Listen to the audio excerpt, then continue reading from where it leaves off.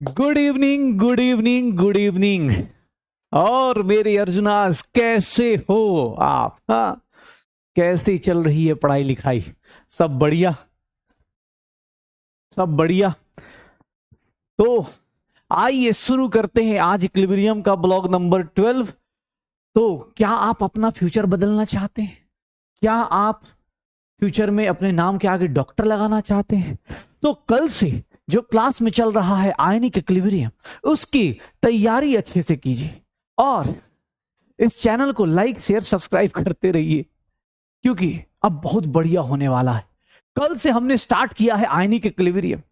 हाँ, ऐसी होता है ना। तो देखना ना भूले, देखना ना भूले हमारा अगला एपिसोड, जिसमें हम आपको कराने वाले हैं। इस एपिसोड में होने वाला है आपके साथ वीक एसिड वीक बेस का इक्विलिब्रियम। ठीक है, तो चलिए शुरू करते हैं, देखते हैं क्या क्या हो रहा है।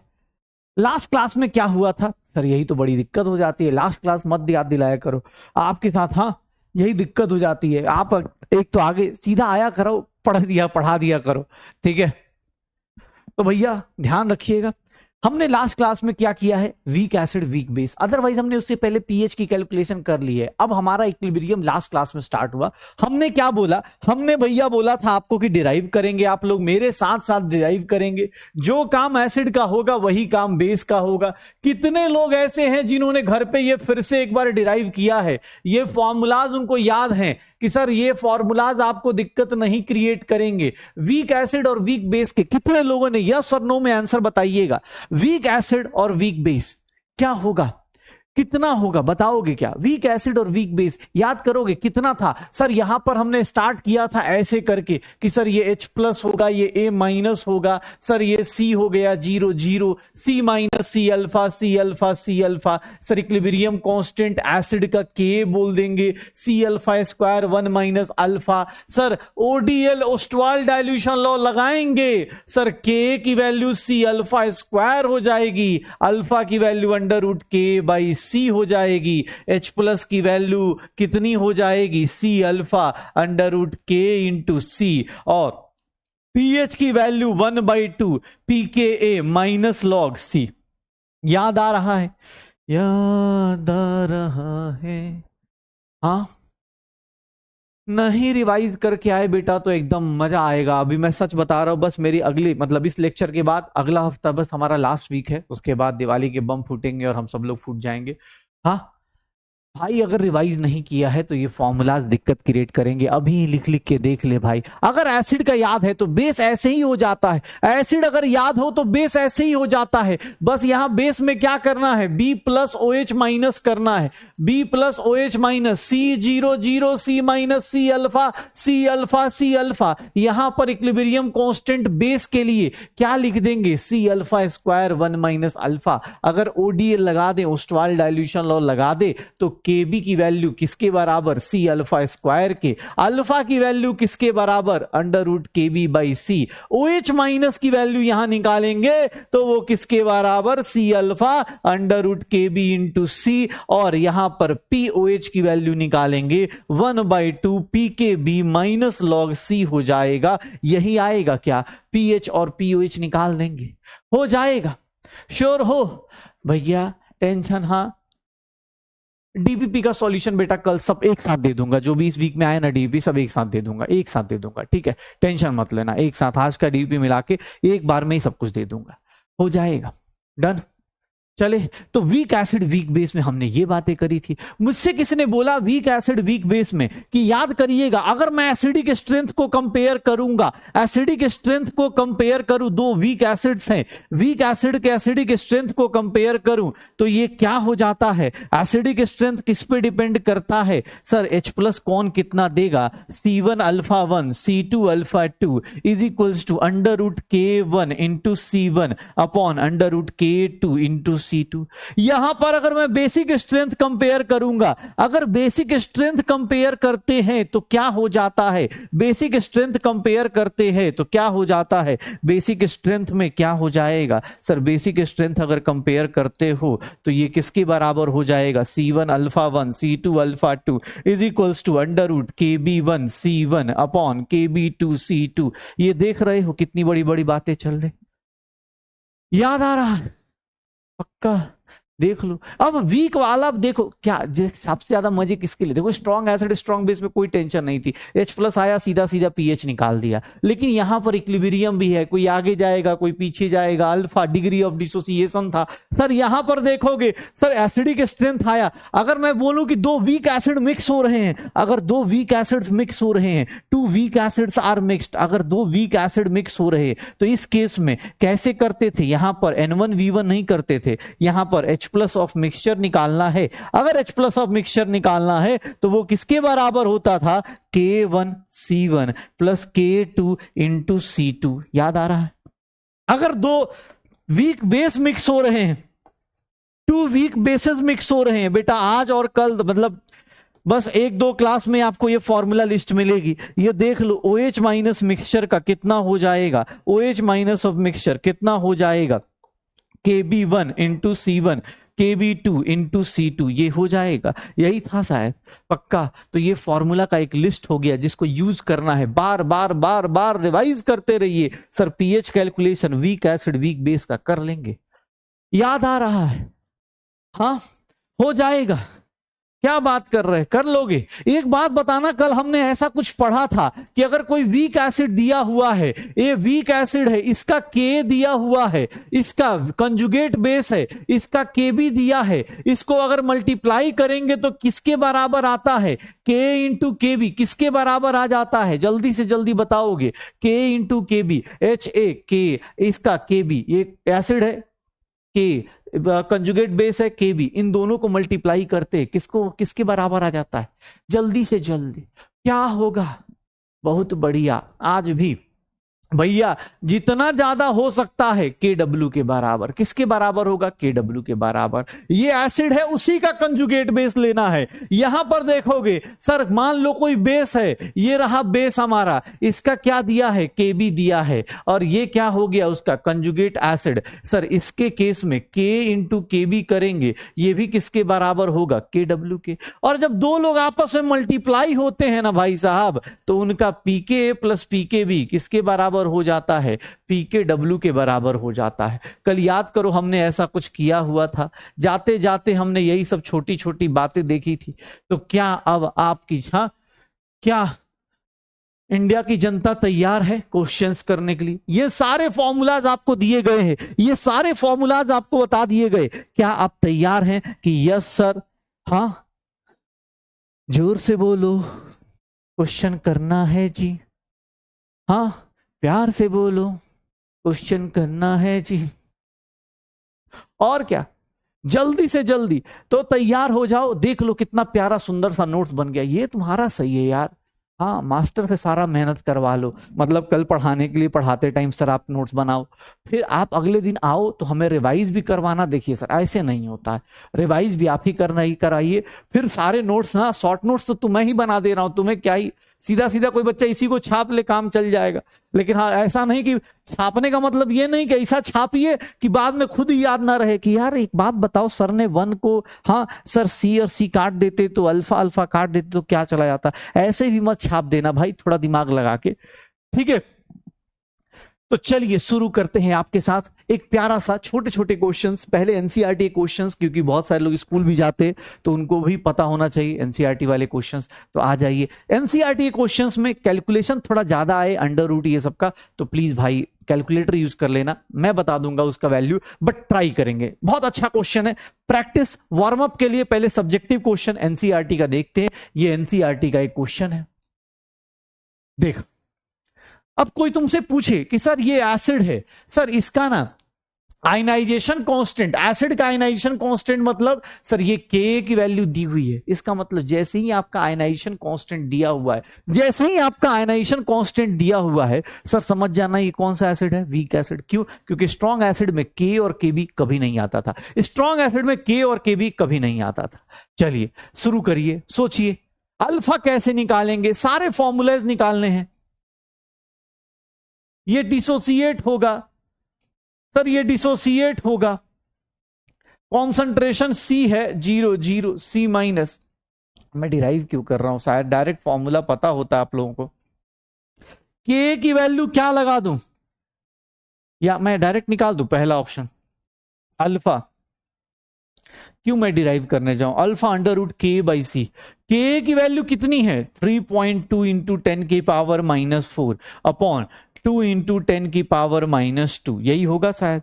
ये कितना हो गया अंडर रूट 1.6 इंटू 10 की पावर -2, ये 1.6 अंडर रूट 1.6 कितना आ जाता है।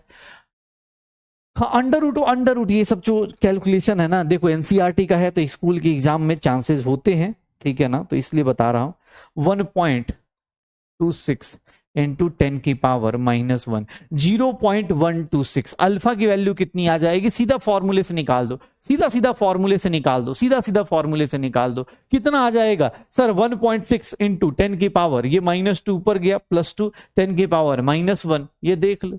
सेकेंड वन क्या निकालना है, H प्लस कितना आएगा, H प्लस की वैल्यू कितनी होगी, H प्लस की वैल्यू C अल्फा होगी क्या, कॉन्सेंट्रेशन 2 इंटू 10 की पावर -2, ये कितना है 1.26 इंटू 10 की पावर -1, ये कितना आ जाएगा, ये कितना आ जाएगा 2.52 इंटू 10 की पावर -3। सर H प्लस आ गया, अगर H प्लस आ गया तो pH की वैल्यू आ जाएगी क्या, pH की वैल्यू कितनी आ जाएगी 3 माइनस लॉग 2.52। वैल्यूज एग्जैक्ट मत निकालो, एग्जैक्ट वैल्यूज निकालने जाएंगे यार वो फिर 2.52 0.4 है, 3 माइनस 0.4 ये कितना हो जाएगा 2.6, pH 2.6 आ जाएगा। सर इक्विलिब्रियम पर concentration of all species at equilibrium, equilibrium पर सर HF की वैल्यू कितनी होगी, HF की वैल्यू होगी C minus C alpha, C minus C की वैल्यू कितनी है, अब भाई ये देख ले C अल्फा, C अल्फा की वैल्यू H प्लस की वैल्यू कितनी थी 0.025, 2.52 है ना इंटू 10 की पावर -3, तो 0.0252 इसको कर देंगे। सर F माइनस की वैल्यू या फिर H प्लस की वैल्यू ये कितनी हो जाएगी C alpha and that is 0.0025। हो गया, सब कुछ निकाल दो, ये सब कुछ निकाल दो भाई। अरे देख ले भाई, तुझे भाई सीधी सी बात है, तुझे फॉर्मूला यूज करने आना चाहिए। मैंने ये लिखा क्योंकि मुझे लगा कि हाँ चलो मैं डिराइव करूंगा, फिर लगा क्यों डिराइव करना, भी जस्ट पीछे ही किया है। आप सारा निकाल लो, अल्फा की वैल्यू क्या होगी अंडर रूट के बाई सी, H प्लस की वैल्यू क्या होती है C अल्फा या फिर अंडर रूट के इंटू सी, जिससे निकालना हो उससे निकाल लो भाई, सेम आएगा। अंडर रूट के इंटू सी भी करोगे तो भी सेम आएगा, ठीक है। एक भाई साहब बोल रहे हैं अंडर रूट 1.6 की वैल्यू जो होती है वो 0.4 होती है। बताओ तो यार, मतलब भाई सच बता रहा हूं, इस क्लास में जितने मतलब तुम जितना मैथ्स के साथ जो गेम खेलते हो ना यार, अंडर रूट 1.6 की वैल्यू 0.4 होती है। ओह माय गॉड, सच बता रहा हूं भाई, मैथ्स की आत्मा कहीं ना तड़प गई होगी। अगर तुम्हें यह लगता है तो मैं तुम्हें लिख के देता हूं बेटा, 0.4 का स्क्वायर 1.6 लिख रहे हो, मैं नहीं जानता तुम्हें भाई। हाँ गजब के टैलेंटेड लोग हैं भाई, कह रहे 1.6 का 0.4 लिखो यार। ओह माय गॉड, इतना टैलेंट कहां से लेके आते हो यार। हाँ 0.4 लिख रहा है भाई साहब, फिर बोलता है सर हाँ कुछ ज्यादा ही टाइप के ऐसे ऐसे ऐसे, मतलब मैं सोच रहा हूँ क्या गलत हो गया, मैंने कहा कहीं कुछ गलत हो रहा होगा कहीं कुछ कैलकुलेशन में। ये भाई बोल रहा है सर 1.6 का 1.26 कैसे आया। एकदम एकदम, बहुत बढ़िया। चल अब अगला क्वेश्चन तुम करना यार, ठीक है मैंने पहला क्वेश्चन कर दिया, एनसीईआरटी क्वेश्चन है, किसी की स्कूल एग्जाम में टकरा सकता है। ये भी अगला क्वेश्चन है, कोई मोनोबेसिक एसिड है, मोनोबेसिक एसिड मतलब एक ही H प्लस देगा। सर बताएंगे इसका पीएच दिया हुआ है, इसका पीएच दिया हुआ है, H प्लस निकालिए, H प्लस निकालिए और K और PK निकालिए। पीएच दिया हुआ है, कॉन्सेंट्रेशन दी हुई है, कॉन्सेंट्रेशन दिया हुआ है, पीएच की वैल्यू दी हुई है 4.5।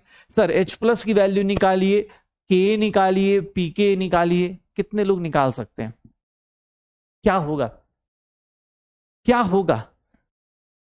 कैलकुलेटर यूज कर ले भाई, फालतू की जगह टाइम मत वेस्ट करो, केमिस्ट्री का कॉन्सेप्ट समझ में आना चाहिए, बाकी कैलकुलेशन के लिए भाई ये देख रहे हो H प्लस की वैल्यू एंटी लॉग -4.5 लिख सकता हूं और एंटी लॉग -4.5 को कितने लोग ऐसे हैं जिनको अब बार बार ये प्रैक्टिस करके पता चल चुका है 10 की पावर -5 लिखा जाएगा। एंटी लॉग 0.5 इंटू 10 की पावर -5। अब आपको आंसर निकालना हो तो एंटी लॉग 0.5 किसके आसपास आ जाएगा, मैं आपको बता दूं, लॉग 3.1 करेंगे, शायद 3.2 करेंगे, हाँ लॉग 3.1 इंटू 10 की पावर -5। H प्लस की कॉन्सेंट्रेशन कितनी आ गई, यहां से ये आ गया, H प्लस की वैल्यू आ गई, पीएच दिया है H प्लस आ जाएगा, पीएच दिया है तो H प्लस आ जाएगा। अगर H प्लस आ गया तो क्या हम लोग H प्लस को क्या लिखते थे, H प्लस को √K इंटू सी लिखते थे क्या? तो सर ये कितना हो जाएगा, 3 ही ले लेते हैं, लेकिन चलो कोई नहीं, 3.1 लिख रहे हैं, 10 की power -5 is equals to √K into concentration कितना है 10 की पावर -1, स्क्वायर कर दो, स्क्वायर करोगे 3.1 का स्क्वायर कितना होगा, 3.1 का स्क्वायर कितना होगा 9.61 इंटू 10 की power -10 is equals to K into 10 की पावर -1। K की वैल्यू कितनी हो गई,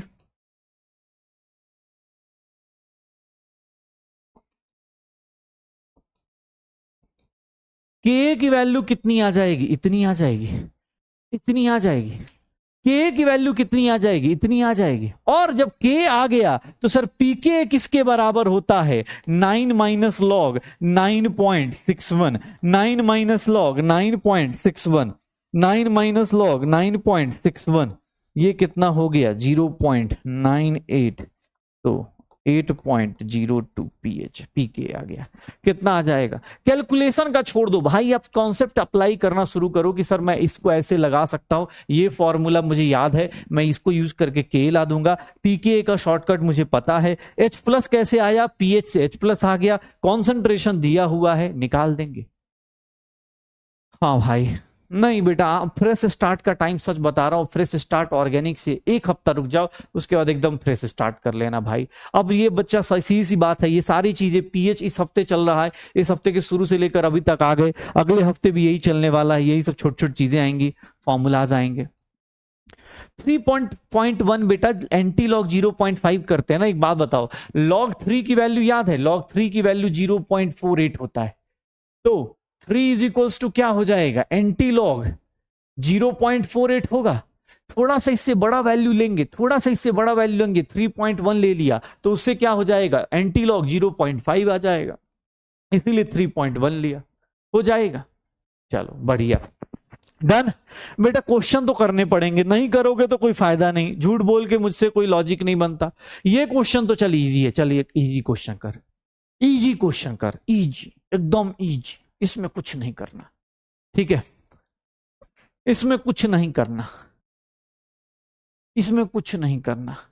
आयनाइजेशन कांस्टेंट इसका के बताना है, किसका, CH3COH का बताना है, के बताना है CH3COH का कितना होगा अगर KB ऑफ CH3COO माइनस दिया हुआ है, कितना दिया है 5 इंटू 10 की पावर -10।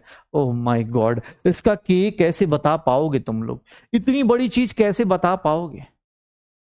के भी दिया हुआ है, कंजुगेट बेस का के पूछा जा रहा है, कैसे निकालेंगे, कितना आएगा, हो जाएगा क्या, हो जाएगा क्या,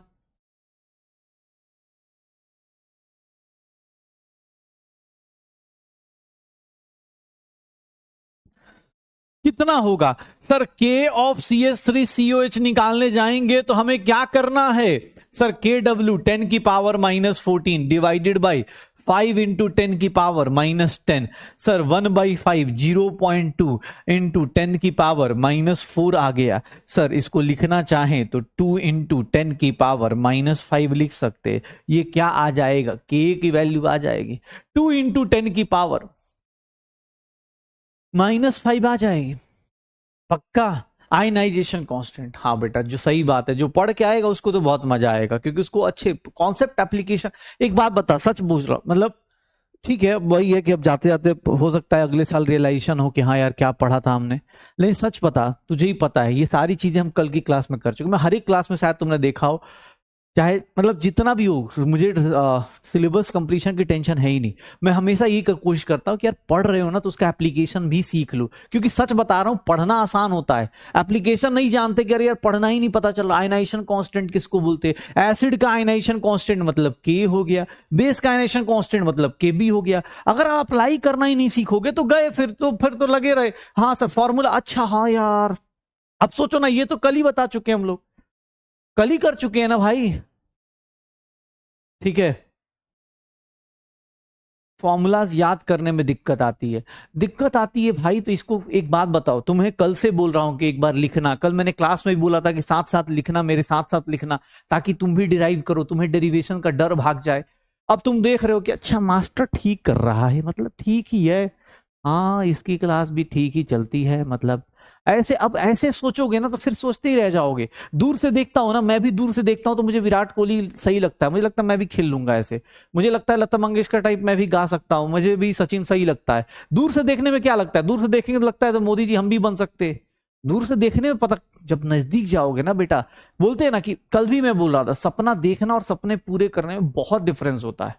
सपना देखना बहुत सिंपल सा है, बैठे बैठे अभी सोच लो, एम्स दिल्ली ब्लॉग बना रहे हैं, इन्फ्लुएंसर बन गए, अगले साल जाके ऐसे ऐसे कर करके फोटो खिंचवाएंगे। हाँ, हेलो गाइस मेरा हॉस्टल, सपना देख लिया। अब पूरा करने के लिए सर सोना उठना पड़ रहा है। भाई पढ़ना पड़ेगा ना यार, ऐसे थोड़ा ही ना होगा। ठीक है, ऐसे थोड़ा ही ना होगा भाई। हाँ ऐसे थोड़ा ही ना बोल रहा है सर कैलकुलेशन करवा रहे हो, ऐसा लग रहा है जैसे मुझे बड़ा फायदा हो रहा है भाई साहब। हाँ बड़ा मजा आ रहा है कैलकुलेशन करवाने में, भाई तेरा ही फायदा होगा, मेरा क्या होगा। अब देख, अब बेस के बारे में पूछ रहा है, बेस है हाइड्रोजन, क्या होता है? बेस होता है, बेस मतलब NH2 NH2, ये NH2 NH2 एक बेस है, हाइड्रोजन नाम देते हैं इसको, NH2 NH2। इसका कॉन्सेंट्रेशन दिया है, इसका पीएच दिया है, ध्यान से सुनना, क्वेश्चन देखना ध्यान से। इसका क्या दिया है? पीएच दिया है, पीके बी निकालना है। एक बात बता, वीक बेस में, ठीक है, वीक बेस में ध्यान सुनना, ध्यान सुनना, ये देख, ये बेस है सर, वीक बेस है। कैसे पता चला? सर इसका केबी और केएच की बात हो रही है, मतलब वीक बेस है।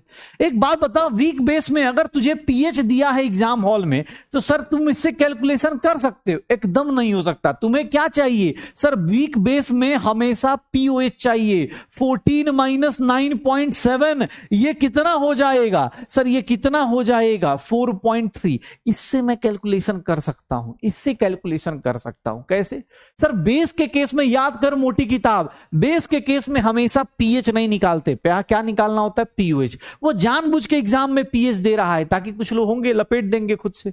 अब याद कर पीओएच की वैल्यू, याद कर पीओएच की वैल्यू कितनी थी? 1/2 पीकेबी माइनस लॉग सी था। आप यार लॉग सी कॉन्सेंट्रेशन, लॉग वोग लगाने आता है ना भाई, डर ही लग जाता है आधे टाइम पे। तो कॉन्सेंट्रेशन कितना है? 4 इंटू 10 की पावर -3। आधे से ज्यादा लोग तो इसको ये नहीं लिखना पा रहे, सर ये कैसे लिख दिया? भैया ये लिखने की प्रैक्टिस तुझे फिजिक्स में बेसिक मैथ पढ़ाया गया होगा, इसको लिखने का तरीका होता है, डेसिमल को राइट ले जा, 10 की पावर में नेगेटिव चल जाएगा। लॉग सी की वैल्यू कितनी होगी? अगर तुम इसका लॉग लोगे 4 इंटू 10 की पावर -3, तो ये log 4 प्लस log 10 की पावर, मैं अलग सॉल्व कर देता हूं भाई, 0.6 -3 -2.4। चलो पीओएच की वैल्यू कितनी है? 4.3, ये 1/2 पी के बी माइनस लॉग सी, मतलब माइनस माइनस प्लस हो गया। देखते हैं भाई कैलकुलेशन, पीकेबी की वैल्यू कितनी आ जाएगी? 8.6 माइनस 2.4, 6.2 आ जाएगा। पीकेबी की वैल्यू आ गई 2.6, पीकेबी की वैल्यू आ गई 2.6, आ गया, आ जाएगा, आ जाएगा। सर कैसे किया? अरे भाई जानबूझ के इस क्वेश्चन में देख, एनसीईआरटी का क्वेश्चन है, कोई बोले ना इधर उधर, भाई एनसीईआरटी की एक लाइन का क्वेश्चन है ये सब।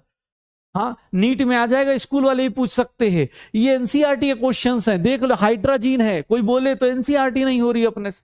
हाँ और सपना देखिए सर, सपने में कम नहीं रहना चाहिए, पीछे नहीं रहना चाहिए सपने में। हाँ सपने में मिलती है ओ एम्स दिल्ली सपने में मिलती है, कितना आ जाएगा? पीके भी आ गया। ओ माय गॉड, पता है क्या पूछ रहा है? ऑल्सो कैलकुलेट के ऑफ, ये अगर बेस है तो ये इसका क्या होगा? Conjugate acid. कितने लोगों को याद आ रहा है पीकेबी अगर हाइड्रोजन का ये दिया हुआ है तो कितने लोग ऐसे हैं जो उसके कंजुगेट एसिड का पीके निकाल सकते हैं? 14 माइनस 6.2। कैसे याद करो? अगर आपका बेस है और आप ही का कंजुगेट एसिड है तो वो किसके बराबर होता है? ऐसा लिख सकते हैं। पीके की वैल्यू कितनी आ गई सर? पीके की वैल्यू 7.8 आ गया। इससे के की वैल्यू निकाल सकते हो। के की वैल्यू कितनी आ जाएगी? Anti log -7.8। ये शॉर्टकट्स याद है कि गया?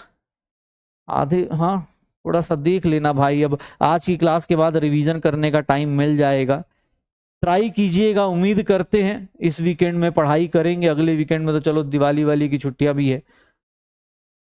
एंटी लॉग के की वैल्यू एंटी लॉग 0.2 इंटू 10 की पावर -8 आ जाएगी। 0.2 इज नथिंग, 1.8 के आसपास आ जाएगा। हो जाएगा, हो जाएगा। देख रहे हो कैसी हालत हो गई है? अब इसी को बोलते हैं भाई साहब, चले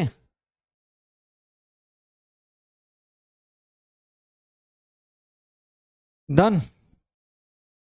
1.8 आ जाता है। Anti log 0.2 is nothing, 1.8। 1.8 into 10 की पावर -8, ठीक है, निकल जाएगा।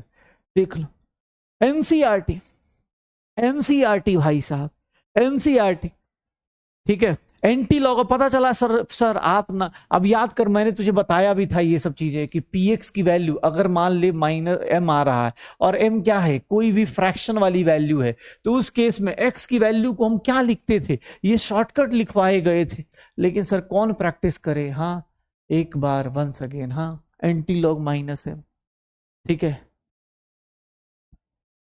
एंटी लॉग 0.2 1.8 के आसपास आएगा। क्यों? क्योंकि एंटी लॉग जो 0.3 होता है वो 2 के आसपास होता है, तो 0.2 थोड़ा कम आ जाएगा, हो जाएगा। चलो आ जाओ, मैंने सब्जेक्टिव क्वेश्चंस करा दिए। अब मैं आपसे हार्ड हार्ड क्वेश्चन पूछता हूं। अब आप केवीडी मतलब ऑब्जेक्टिव क्वेश्चंस के लिए तैयार हो जाइए। आ जाइए, आपकी स्क्रीन पर आने वाला है बहुत तगड़ा तगड़ा तगड़ा सा क्वेश्चन। आ जाइए भाई साहब, इस क्वेश्चन का बताइए आंसर क्या होगा? इस क्वेश्चन का आंसर बताइए। अगर किसी मोनोप्रोटिक एसिड का कॉन्सेंट्रेशन सी है और आयनाइजेशन कांस्टेंट के है, तो पीएच का फॉर्मूला बताइए। पीएच का फॉर्मूला बताइए, क्या होगा क्या होगा क्या होगा? कितना होगा? पीएच का फॉर्मूला कितना होगा?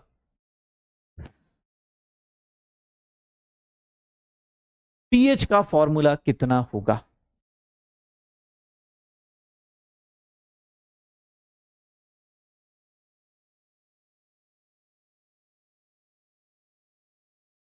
कितना होगा?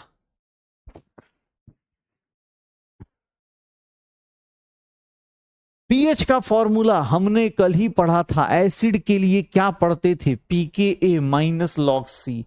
सर इसको लिखने का तरीका थोड़ा सा कैजुअल है, शायद यही है, यही 1/2 अंदर बाहर मल्टीप्लाई हो गया। आंसर कितना आ जाएगा? A is the correct answer, A is the correct answer, A is the correct answer, A is the correct answer. PH का फॉर्मूला यही था, ये 1/2 अंदर मल्टीप्लाई कर दोगे तो ये आ जाएगा।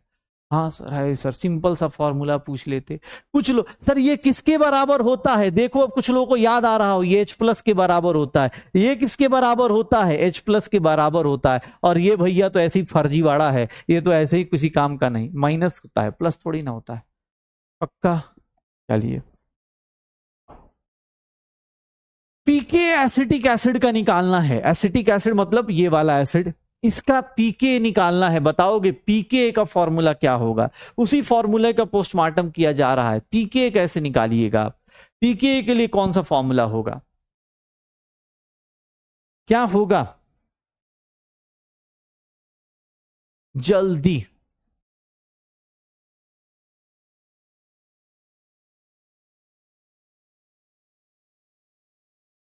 जल्दी, फॉर्मूला टू कैलकुलेशन ऑफ पीके भैया क्या होता है, पीएच की वैल्यू क्या होती है 1/2 पीके माइनस लॉग सी होता है। सर ये सी 2 इधर आ गया, 2 times pH is equals to pK minus log C. Sir pK की वैल्यू निकालनी है तो that will be 2 times pH plus log C लगा सकता हूं क्या, पीके का फॉर्मूला 2pH प्लस लॉग सी हो जाएगा क्या, आंसर क्या आ जाएगा, बी आ जाएगा क्या, आंसर क्या आ जाएगा, B is the correct answer, B is the correct answer. OH कितना हो जाएगा भाई, पीके निकालना है, सी आंसर आ रहा है। कैसे मतलब कसम खा लिए हो जैसे कि अरे सर नहीं सर ऐसे कैसे क्वेश्चन हम गलत करके रहेंगे, मतलब सिंपल सिंपल सी चीज है, इतनी छोटी छोटी बात के ऊपर इतना गलती मार रहे हो। हाँ आधे लोग sir pH plus half by कैसे करेंगे यार। हाँ मैथ के साथ इतना भी गहरा नाता रिश्ता नहीं सही है भाई कि इतना गलती मार दो, मैथ ही है। मोटी किताब लो एक बार जोर से मारो दिमाग खुलेगा, और कुछ नहीं। अब 4 दिन और है पिटने पिटाने के भाई, उसके बाद हम तुम्हें ज्यादा, हाँ ज्यादा तुम्हें नहीं बोलेंगे। चलिए कॉन्सेंट्रेशन दिया है, अल्फा की वैल्यू दी है, पीएच निकालना है। कॉन्सेंट्रेशन दिया है, अल्फा की वैल्यू कितनी है 1/100 लिखिएगा, 0.01 10⁻²। कॉन्सेंट्रेशन दिया है, पीएच निकालना है, कैसे निकालेंगे सर, H प्लस की वैल्यू किसके बराबर होती है, H प्लस की वैल्यू सी अल्फा के बराबर होती है शायद, या फिर √k/c। सोचो ये नीट में आया हुआ क्वेश्चन है 2022 का, 2022 का क्वेश्चन है ये, आराम से अटेम्प्ट कीजिए जल्दी।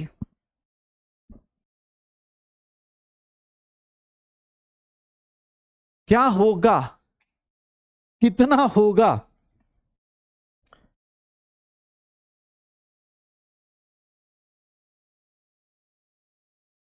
मेरे पास मोटी किताब नहीं है, बताओ, ये भी डाउट है। अब ये भी नहीं बोल सकते, मम्मी पापा के पास तो कुछ होगा, जाके बोलना कि आज मम्मी पापा आज 4 बार पिटना है, थोड़ा देख लीजिए सर ने बोला है, मेरे पास मोटी किताब नहीं है, तो आप लोग अगर कुछ सेवा दे सकें, देखना कितने खुशी खुशी वो तुम्हें सेवा देंगे। हाँ मेरे नाम पे टिकट कटवा देना, पापा को बोलना पापा आपको पाप नहीं चढ़ेगा, मैंने पाप किया है। मम्मी को देखना बहुत दिन से उनके हाथों में खुजली हो रही होगी, क्योंकि यार काफी दिन हो गया, बच्चा बड़ा हो गया थोड़ा सा तो यार। हाँ सोसाइटी में आजकल ये बोल के आधे लोग बच जाते हैं कि अरे इतने बड़े बच्चे को कौन बोलता है, कौन मारता है, अंदर से हम लोग को पता होता है कि मारने के बाद ही सुधरेंगे। ठीक है, pH is equals to 4, pH is equals to 4, यही होगा सर, क्या होगा, pH is equals to 4, pH की वैल्यू कितनी आ जाएगी 4 आ जाएगी, H प्लस की वैल्यू C अल्फा लगा दो, सर C की वैल्यू दी है, अल्फा की वैल्यू दी है, दोनों की मल्टीप्लाई कर दो, आंसर कितना आ जाएगा, pH की वैल्यू कितनी आएगी 4 आ जाएगा। सर pH का वैल्यू कितना आ जाएगा 4 आ जाएगा। ये जितने बी और डी वाले हैं ना भैया, पिटने के लिए एकदम तैयार रहो, एकदम तैयार रहो। हाँ नहीं नहीं भाई साहब, हम तो बस बता रहे हैं, इसका वायलेंस का मतलब क्या होता है, कस के कुटाई हो जाना, हम कुटाई के लिए थोड़ी ना बोल रहे, हम तो बोल रहे इस क्वेश्चन में गलत किया तो एक खींच लो अपने आप को।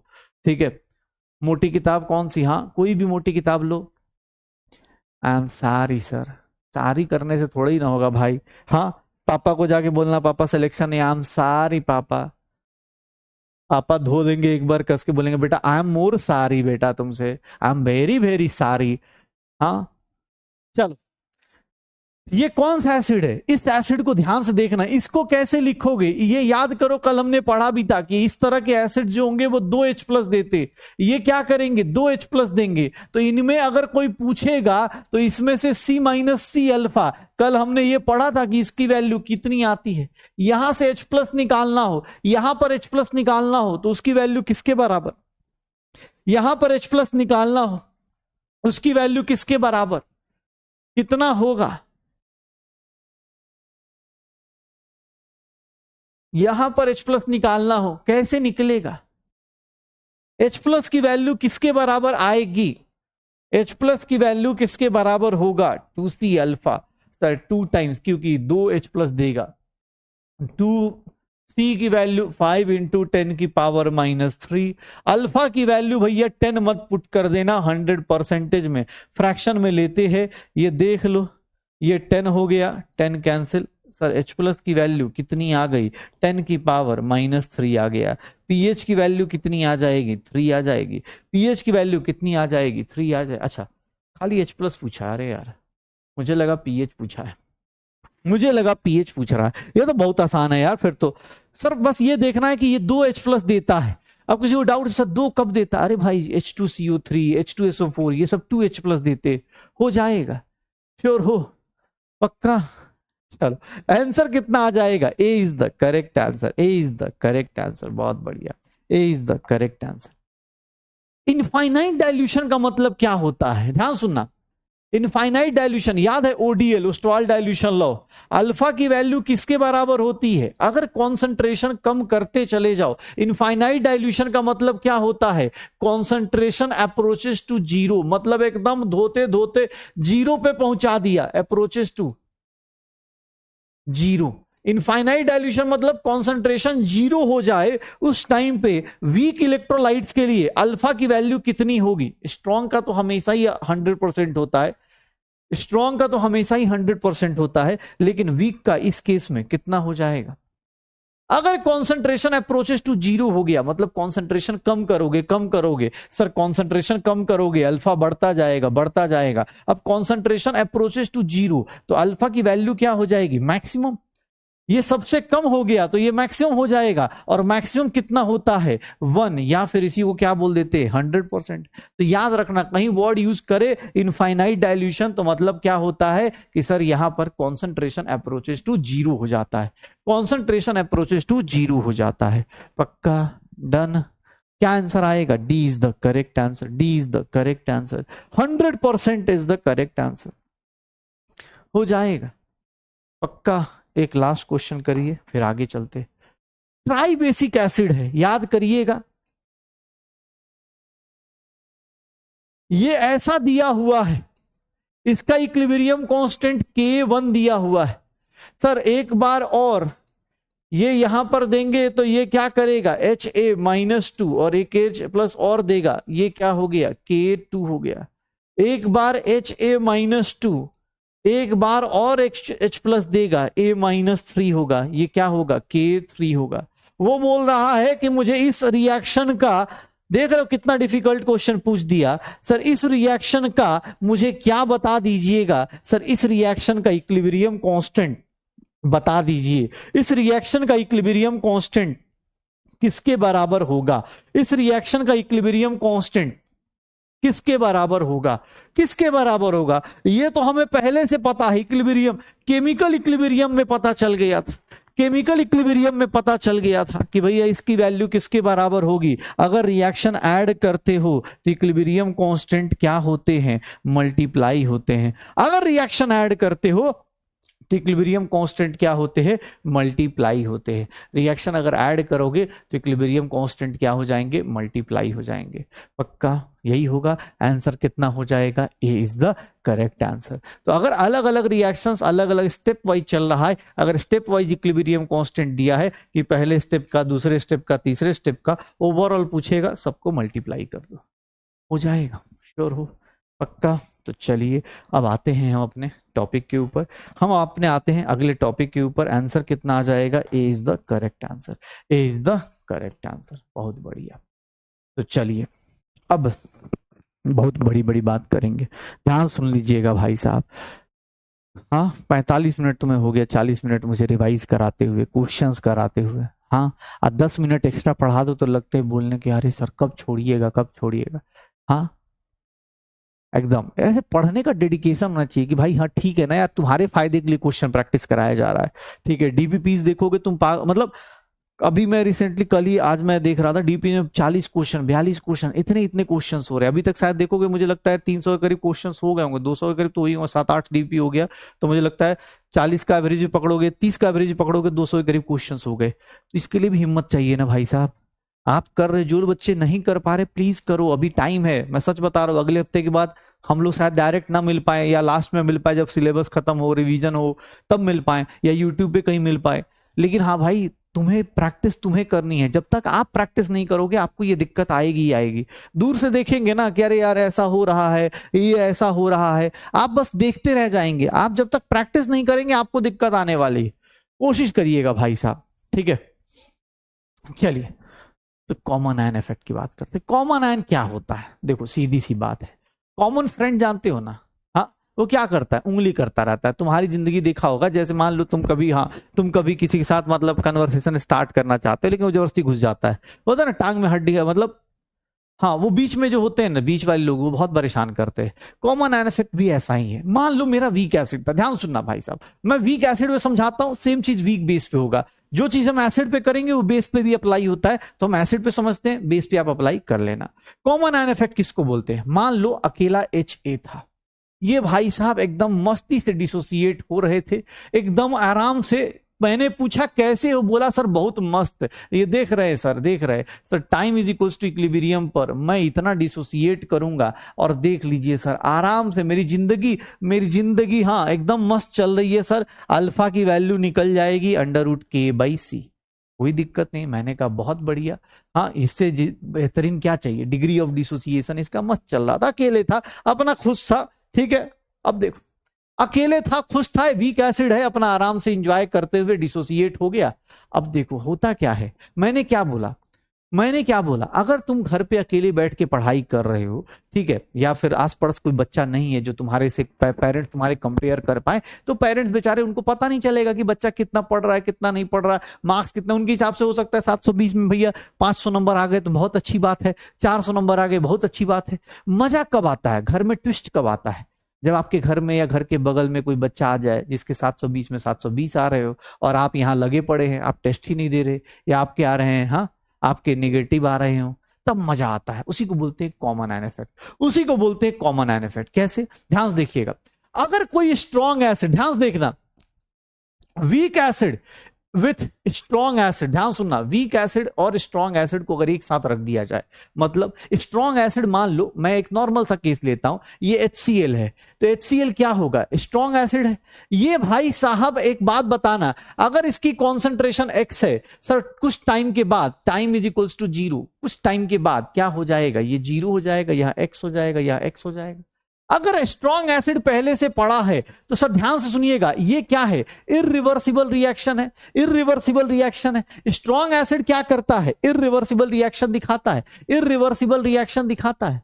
स्ट्रॉन्ग वाला बंदा क्या होगा? जैसे तुम्हारे बगल में कोई बच्चा आ जाए पढ़ने वाला, ठीक है, हाँ कोई बच्चा आ जाए पढ़ने वाला, तो भैया क्या होगा? वो तो अपना पढ़ के निकल जाएगा। लेकिन अब तुम्हारे साथ देखो क्या होगा, तुम जैसे ही जाओगे कि पापा मम्मी हाँ मैं सोच रहा हूं पढ़ने का, जब तक तुम सोचोगे तब तक वो आके रिएक्ट करके जा चुका है, वो घर में आग लगा के जा चुका है कि हाँ मेरे तो इतने नंबर आए।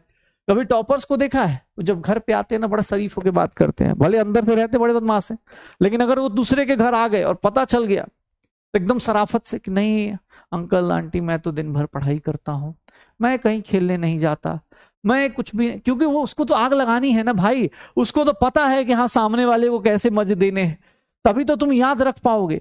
इसकी वैल्यू शुरुआत में ही कितनी हो जाएगी? X और 0। याद कर ली चैटलियस प्रिंसिपल, क्या था ली चैटलियस प्रिंसिपल? कि भैया अगर प्रोडक्ट तुम्हारा time is equals to equilibrium पर, एक बात बताना, पहले से ही प्रोडक्ट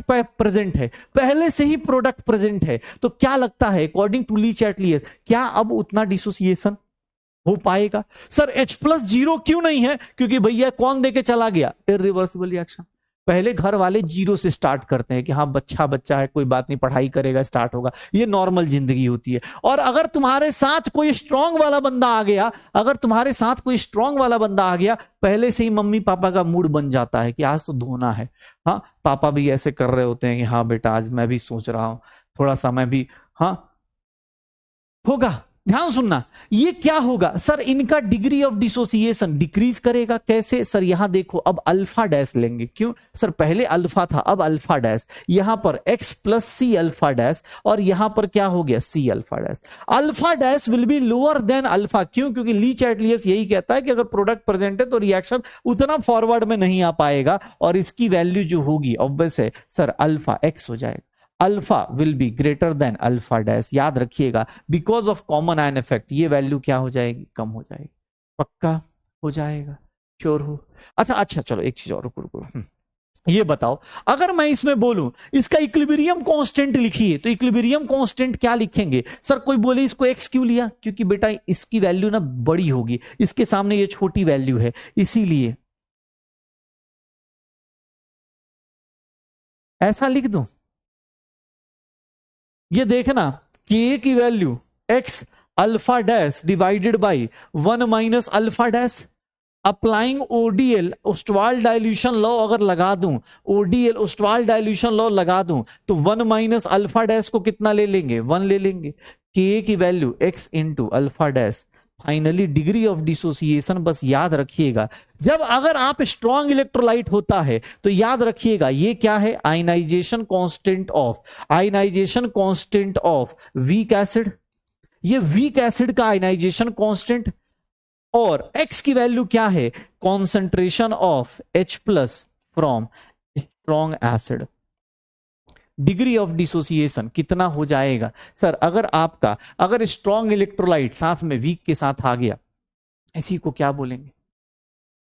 देख रहे हो, डोमिनेट कर गया, मतलब तुम्हारा कितना डिसोसिएशन होगा। अब कौन डिसाइड कर रहा है? पहले तुम खुद डिसाइड कर रहे थे कि पापा मम्मी हाँ मतलब ठीक कर रहा हूं, मैं कोशिश कर रहा हूं। देख लो, पहले तुम खुद डिसाइड कर रहे थे, तुम्हारा कॉन्सेंट्रेशन था, तुम्हारा अपना डिसोसिएशन कांस्टेंट था। अब कौन डिसाइड कर रहा है तुम कितना टूटोगे, घर पे कितनी कुटाई होगी? ये डिसाइड कौन कर रहा है? ये डिसाइड कौन कर रहा है? ये डिसाइड कर रहा है कौन? Strong electrolyte, strong acid decide कर रहा है।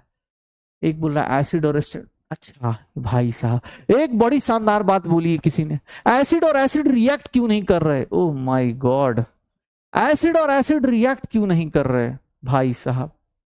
एसिड और एसिड रिएक्ट कर कहा? एक तो मैथ शानदार है, ऊपर से सोच भी शानदार है भाई। मैं सच बता रहा हूं, तुम लोग यार, तुम यहाँ गलत कमेंट करो, तुम नोबेल प्राइज वालों के पास जाओ, वहां पे ऐसे कमेंट करोगे, हो सकता है बुला के तुम्हें दे दें एक दो। हाँ, ज्यादा नहीं, 9.6 करोड़ के आसपास अवार्ड में मिलती है, 9.6 करोड़ मिल जाएगा ऐसी ऐसी बातें करोगे तो। सर ये स्ट्रॉन्ग, ये इरिवर्सिबल रिएक्शन है भाई, ये आएगा, डिसोसिएट हो जाएगा, H प्लस की वैल्यू Cl माइनस की वैल्यू इतनी। ये इसका कॉमन है क्या? ये इसमें कॉमन है, कॉमन आयन इफेक्ट हो जाएगा, कॉमन आयन इफेक्ट। ये देखना कॉमन आयन इफेक्ट, ये देखो X plus C alpha dash. Sir ये वैल्यू क्या करेंगे? अब कोई बोल रहा सर कैसे? अरे भाई ये वैल्यू और कम हो जाएगी, ये ज्यादा डोमिनेट करेगा, स्ट्रॉन्ग एसिड के सामने वीक एसिड की औकात है। तुझे भाई डेरिवेशन नहीं करनी, तुझे सच बता रहा हूं, तुझे डेरिवेशन नहीं करना, तुझे बस ये फॉर्मूला याद रखना है कि भैया डिग्री ऑफ डिसोसिएशन जो होगा डिक्रीज करता है, डिग्री ऑफ डिसोसिएशन जो होता है वो डिक्रीज करता है। इससे क्या होता है? साउथ अफ्रीका मत समझ लेना भाई साहब, स्ट्रॉन्ग एसिड, ठीक है? हाँ, ऐसा तो नहीं है कोई हाँ साउथ अफ्रीका समझ रहा है कि हाँ वीक अफ्रीका और साउथ अफ्रीका मिल गए तो सर कुछ तो हो ही रहा होगा। ये ऑलरेडी कहीं बताया है शायद मैंने, लेकिन अब छोड़ो, कौन पुरानी बातों पे याद दिलाए। मैं एक सिंपल सा चीज बता देता हूं, या ध्यान सुनिएगा, ध्यान से देखिएगा। अगर इफ, ध्यान सुनना, इफ वीक इलेक्ट्रोलाइट, ध्यान से देखना, अगर if weak electrolyte is in equilibrium with presence of strong electrolyte, presence of strong electrolyte, strong electrolyte having common ion, having common ion between them, then degree of dissociation, degree of dissociation क्या हो जाता है? Degree of dissociation of, degree of dissociation of, ध्यान सुनना, degree of dissociation of weak electrolyte, degree of dissociation of weak electrolyte decreases. याद रखिएगा, अगर आपका एक स्ट्रांग हो गया और एक वीक हो गया तो उस केस में degree of dissociation of weak electrolyte decreases, and this effect is known as, this effect is known as, इसी को हम लोग क्या बोल देते हैं, common ion effect. This effect is known as common ion effect. Common ion effect मतलब कि भैया आपका डिग्री ऑफ डिसोसिएशन कम हो जाएगा, ये डिक्रीज कर जाएगा। अगर तुमसे कोई बोले, ध्यान सुनना, अगर तुमसे कोई बोले ये देखो, अगर वीक एसिड अकेला है, अगर अकेला है, अकेला था कोई जिंदगी, हाँ, अल्फा की वैल्यू √K/C। ये सी किसका है, कॉन्सेंट्रेशन ऑफ वीक एसिड। ये क्या है, ionization constant of weak acid. देखना डिफरेंस, देखना, ionization constant of weak acid.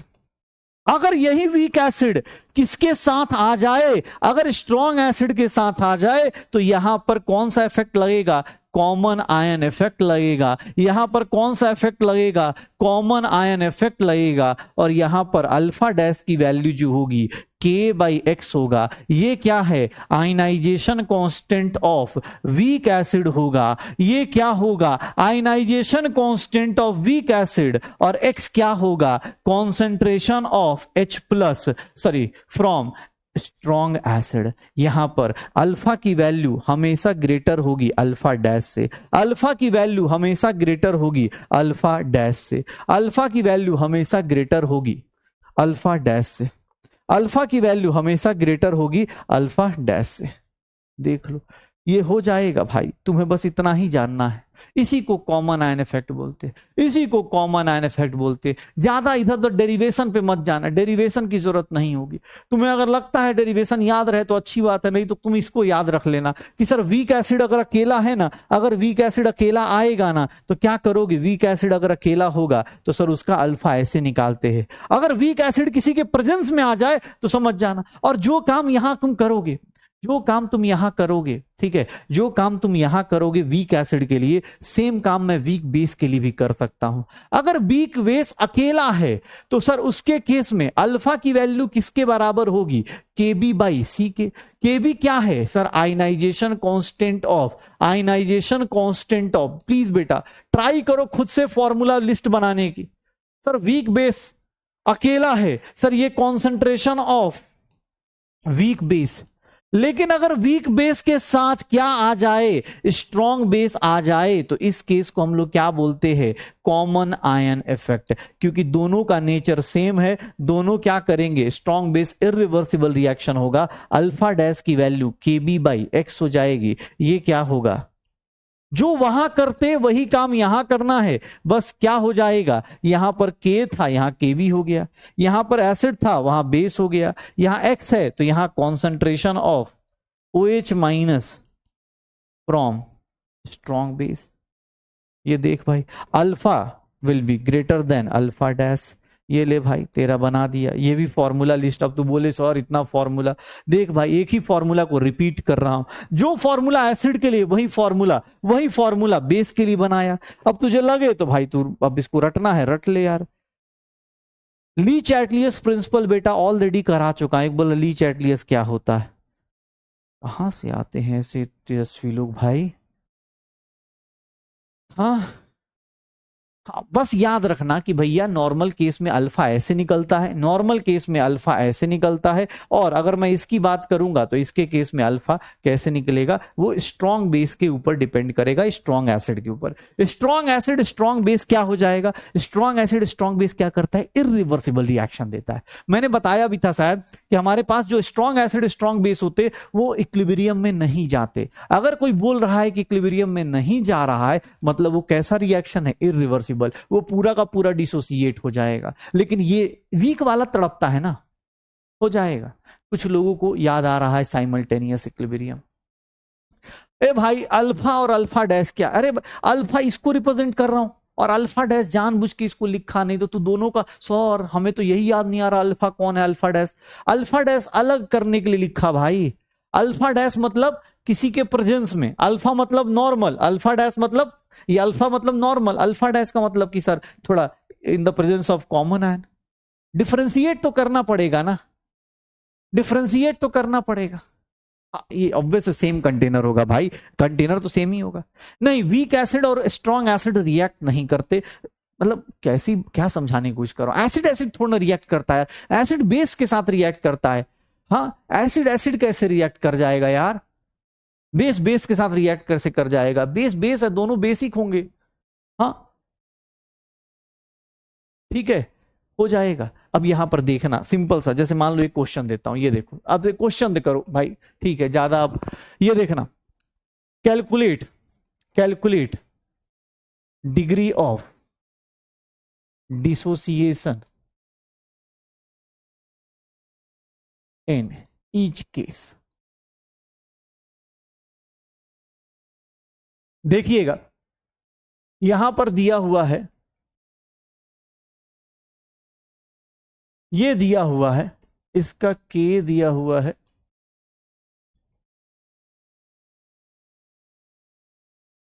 चलिए अगर अकेला वीक बेस दिया है तो उसका डिग्री ऑफ डिसोसिएशन बताइए। ए की वैल्यू सेम है,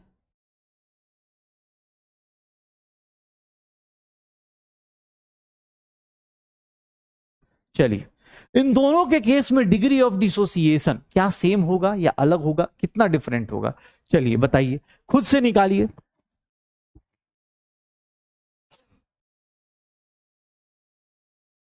कहां से होगा, कैसे होगा, आपको खुद निकालना है, कैसे निकालेंगे, डिग्री ऑफ डिसोसिएशन निकालना है, कैसे निकालोगे इसका बताओ।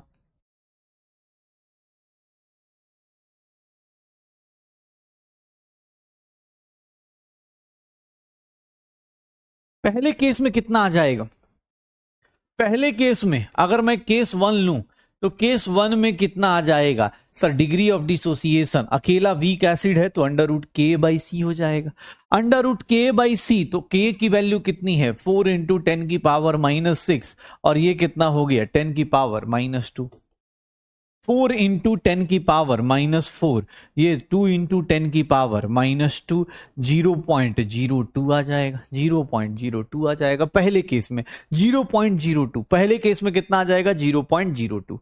दूसरे केस में देखिए, केस 2 में देखिएगा, अब आप खुद सोच लो कि सर अकेला नहीं है, अब उसका डिग्री ऑफ डिसोसिएशन कैसे डिसाइड होगा, इसकी कॉन्सेंट्रेशन से कोई मतलब नहीं, वहां पर H प्लस कितना देगा, के की वैल्यू कितनी है 10 की पावर -6, और ये वैल्यू से शायद समझ में आ रहा है डिग्री ऑफ डिसोसिएशन कितना डिक्रीज हो गया, पहले 10 की पावर -2 था, 10 की पावर -5 हो गया, भाई हो जाएगा, पता चल रहा है डिग्री ऑफ डिसोसिएशन माइनस में देख रहे हो कम हो गया, सर ये वैल्यू बहुत कम हो जाएगी, 0.00004 आ जाएगा, सर ये बहुत छोटा हो जाएगा, इसीलिए कोई अगर सामने देखो होता है ना, प्रेशर हो जाता है ना, स्ट्रॉन्ग एसिड सामने बैठा है, मैंने क्या बोला, अगर अकेले हो कोई टेंशन नहीं, घर में 200 नंबर आ रहे हो 400 नंबर आ रहे हो पता नहीं चल रहा, लेकिन दिक्कत कहां होती है, पेरेंट्स को दिक्कत कहां होती है, जब बगल वाले के ज्यादा आते हैं, उसके मम्मी पापा तुम्हें आके सुना रहे होते हैं, तुम्हारे मम्मी पापा से डिस्कशन कर रहे होते हैं, एक तो आधे से ज्यादा इंडिया में पिटाई इसलिए हो जाती है क्योंकि मम्मी पापा लोग आपस में ही डिस्कस कर लेते हैं, या जरूरत क्या है, अपनी लाइफ पे फोकस करना चाहिए, हाँ तुम्हारे हिसाब से यही होना चाहिए, क्या डिस्कस करना है दूसरे के मार्क्स, अच्छी बात थोड़ी ना होती है, और क्या डिस्कशन करना है तो ये कीजिए कि हाँ आप अपने बच्चे के लिए क्या छोड़ के जा रहे हैं, आप अपने बच्चे के लिए कितनी जायदाद कितने पैसे छोड़, ये सब डिस्कशन, ये डिस्कशन कर रहे हैं कि इनका लड़का इतना नंबर लेके आ रहा है, इतना नंबर लेके आ रहा है, गलत बात है, ठीक है।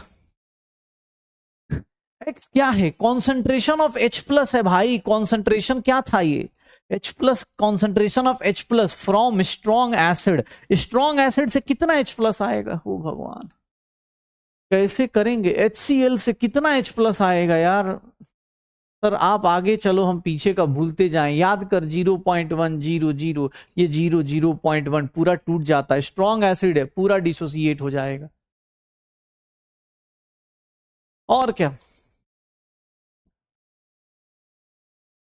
नहीं बेटा ऐसा भी तो हो सकता है, ठीक है, ऐसा भी हो सकता है, पेरेंट्स को ये भी डिस्कशन करना चाहिए कि यार ठीक है अपनी लाइफ पे फोकस किया जाए, बच्चे हो ही गए, जैसे यूएस वाले करते हैं ना, बाहर वाले वो देखते हो ना, उनको छोड़ देते हैं कि जाओ बेटा जी लो अपनी जिंदगी, हम लोग यहाँ थोड़ा लाड़ प्यार से रखते हैं, उनको लगता है, पेरेंट्स को हमारे यहाँ थोड़ा लगता है कि नहीं कुछ बना के जाएंगे, आधे दर्द पेरेंट्स को इसी बात से रहता है, पेरेंट्स ने जिस दिन ये ट्रिक आजमा ली कि भैया देख लो ठीक है नई जनरेशन है तो तुम अपना तुम कर ही लोगे, कुछ नहीं तो इन्फ्लुएंसर बन जाना, ऐसे ऐसे करके चाय बेच लेना बेटा, हाँ ऐसे ही है ना उसका स्टाइल, ऐसे ही था ना कुछ, हाँ ऐसे ही था, ऐसे करके चाय वाय बेच लेना, हेलो गाइस कर लेना, तुम तो ऐसे ही स्मार्ट बच्चे हो, तुम हम लोगों को सिखा रहे हो, बेटर है कि तुम कर लेना खुद से। हाँ, कितना आसान हो गया है ना। नहीं नहीं, मैं तुम्हारी फीलिंग समझ रहा हूँ, घर वालों की फीलिंग समझ रहा हूँ भाई। ठीक है, कैसे पता चलेगा स्ट्रॉन्ग एसिड और वीक एसिड का? ओ माय गॉड सर, कल से शायद कानों में थोड़ा सा कम आवाज जा रही होगी बेटा, थोड़ा देख लेना। कल से चिल्ला रहा हूं, जिसका के दिया हुआ है, जिसका भी के दिया है वो वीक एसिड होता है, जिसका नहीं दिया है वो स्ट्रॉन्ग एसिड होता है। अगर कहीं क्वेश्चन में के और के भी दिया हुआ है, समझ जाना वो वीक है, जिसका नहीं दिया है वो स्ट्रॉन्ग होगा। कर ले। हाँ, डॉली चाय वाला, हाँ ऐसे ही है ना, डॉली चाय बार ऐसे नहीं कुछ तो था, डॉली की टपरी है भाई, तुम लोगों को सही से पता भी नहीं है। हाँ, अरे उसका वो उसमें भी डाउट हो जाता है, डॉली चाय वाला। हाँ चलो। डॉली की टपरी है ऐसे। हाँ यार, उस हाँ डॉली की टपरी ऐसे करके है ना। चलो इस क्वेश्चन को करो, देखना क्या दिया हुआ है। क्या दिया है? डिसोसिएशन कांस्टेंट दिया हुआ है, जल्दी से जल्दी आंसर निकालो, जल्दी से जल्दी निकालो। डिसोसिएशन कांस्टेंट एसिटिक एसिड का दिया है। Degree of dissociation of acetic acid in presence of HCl बताएंगे कितना होगा, इन प्रेजेंस ऑफ HCl कितना होगा?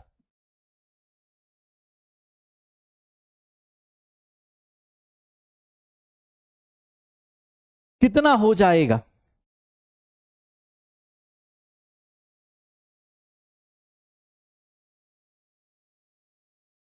क्या होगा? इक्विलिब्रियम कब एंड होगा? एंड हो जाएगा बेटा अगले हफ्ते, और बस उसके बाद खत्म।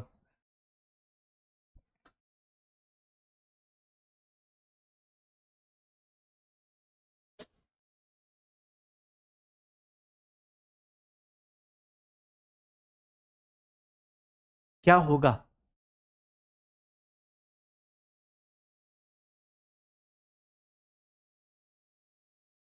कितना हो जाएगा?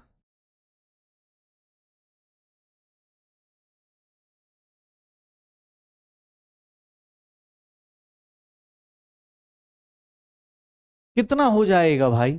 इसमें अल्फा डैश निकालना है, क्यों? क्योंकि सर स्ट्रॉन्ग एसिड है। के बाई क्या हो जाएगा? एक्स। के की वैल्यू कितनी है? 1.69 इंटू 10 की पावर -5 डिवाइडेड बाई, ये कितना हो गया? 10 की पावर -2। अल्फा डैश की वैल्यू 1.69 इंटू 10 की पावर -3 आ जाएगा क्या? ये हाँ -2 है ना, तो -2 ऊपर गया, +2 हो जाएगा। 1.69 इंटू 10 की पावर, ये इसी को लिखने का एक तरीका ये भी हो सकता है, 0.169 इंटू 10 की पावर -2, यही होगा ना? आ गया, यही है तो, यही होगा। तो देख लो क्या आंसर आ जाएगा, क्या आंसर आ जाएगा? B is the correct, C is the correct answer, C is the correct answer हो जाएगा। C is the correct answer, C is the correct answer. इसमें कुछ भी नहीं करना। वेरी गुड, क्या बात है, बहुत बढ़िया। ठीक है, बहुत बढ़िया, निकल जाएगा। एक एनसीईआरटी क्वेश्चन, जिसको लगता हो कि ये सब एनसीईआरटी में नहीं है, कुछ लोग होते हैं सर ये सब नहीं है एनसीईआरटी में, एनसीईआरटी का एक क्वेश्चन दिखाता हूं, ये एनसीईआरटी का क्वेश्चन है। डाई अमीन, डाई अमीन मतलब ये दिया है, ये बेस है, इसका केबी दिया हुआ है, इसका केबी दिया हुआ है, ध्यान से देख लेना, केबी की वैल्यू दी हुई है। Calculate its degree of ionization in 0.02 m solution, मतलब जब अकेला हो तो निकालो, कैलकुलेट करो डिग्री ऑफ आयनाइजेशन। एंड फिर पूछ रहा है what percentage of dimethyl amine is ionized if the solution is also in NaOH। Sir अगर सॉल्यूशन को किस बेस में डाल दे? NaOH में। एक बार अल्फा निकालना है और दूसरी बार अल्फा डैश निकालना है। क्या निकाल सकते हो? क्या निकाल सकते हो? क्या अल्फा निकालना है और दूसरी बार अल्फा डैश निकालना है। क्या आएगा? ठीक है, क्या आएगा? जल्दी निकालो, क्या आएगा? इसमें क्या होगा? अल्फा निकालो और क्या होगा? अल्फा होगा और अल्फा डैश होगा। जल्दी। जब अकेला होता है तो रूट लगाते हैं भाई, जब अकेला होगा तो रूट लगाएंगे, नहीं होगा तो नहीं लगाएंगे, जबरदस्ती क्यों लगाना है? क्या हो जाएगा? सर पहले पार्ट में अल्फा निकालेंगे, क्यों? क्योंकि अल्फा की वैल्यू, सर पहले क्या बोल रहा है, देखो एनसीईआरटी क्वेश्चन है भाई साहब, आंसर एग्जैक्ट आए चाहे ना आए, कम से कम ये देख लीजिए, इसको कितना लिख देंगे? 2 इंटू 10 की पावर -2, ये देख लो। 2.7 इंटू 10 की पावर -2। अल्फा की वैल्यू जितनी आए, अल्फा डैश किसके केस में होगा सर, केबी बाई एक्स कर दे, केबी की वैल्यू और x की वैल्यू, इससे कितना OH माइनस आएगा, OH माइनस कितना आएगा 10 की पावर -1, 5.4 इंटू 10 की पावर -3 आ जाएगा। ये हमारा अल्फा और अल्फा डैश आ गया, ये हमारा अल्फा और अल्फा डैश आ जाएगा, यही होगा बेटा। अब एक ही बात को कितनी बार बताया जाएगा कि इसका स्ट्रॉन्ग एसिड स्ट्रॉन्ग बेस कैसे पता चलता है। अगर कोई के दिया है, अब यार छोड़ो इसको, अब कितना बोले, बेटर है बेटा एक हफ्ता और आराम कर लो, सच बता रहा हूँ, यहाँ से बुरा लगे अच्छा लगे, एक हफ्ता अब आराम कर लो, क्योंकि अगले हफ्ते कुछ भी समझ में नहीं आएगा, सच बता रहा हूँ। अगर आप रिवाइज करके नहीं आओगे तो ऑब्वियस अगले हफ्ते सर दर्द हो सकता है, अब किसी को पता ही नहीं चलेगा तो फिर दिक्कत हो जाएगी ना। यहाँ क्यों कॉमन आयन इफेक्ट लगा, क्योंकि ये स्ट्रॉन्ग बेस है, ये स्ट्रॉन्ग बेस है, तो इसीलिए कॉमन आयन इफेक्ट लगा। यहाँ पर नहीं लग रहा, पहले केस में 2 पार्ट में क्वेश्चन है, अगर आपको के और केबी से नहीं पता चल रहा वीक एसिड स्ट्रॉन्ग एसिड, तो उसमें गलती हमारी ही है, फिर क्या ही बोल सकते हैं, हो जाएगा। परसेंटेज निकालना है तो अल्फा, अल्फा डैश, ये देखो ना, इसका परसेंटेज निकालना है तो अल्फा डैश का परसेंटेज में कितना आ जाएगा सर, इसको किससे मल्टीप्लाई कर दोगे, इसको 100 से मल्टीप्लाई कर दो, 5.4 इंटू 10 की पावर -1, 0.54% आयनाइज करेगा, 0.54% आयनाइज करेगा, पक्का परसेंटेज निकल जाएगा, श्योर हो, डन। चल इस क्वेश्चन बताना किसके ऊपर कॉमन आयन इफेक्ट लगता है और किसके ऊपर नहीं लगता है, ये देखना। ये एसिड है, ये एसिड है और ये सॉल्ट है, एसिड है और ये सॉल्ट है, इसके ऊपर क्या होगा, कौन सा स्टेटमेंट सही है, कौन सा स्टेटमेंट गलत है, कौन सा स्टेटमेंट सही है, कौन सा स्टेटमेंट गलत है, कौन किसका करेक्ट एक्सप्लेनेशन है, देख लीजिएगा।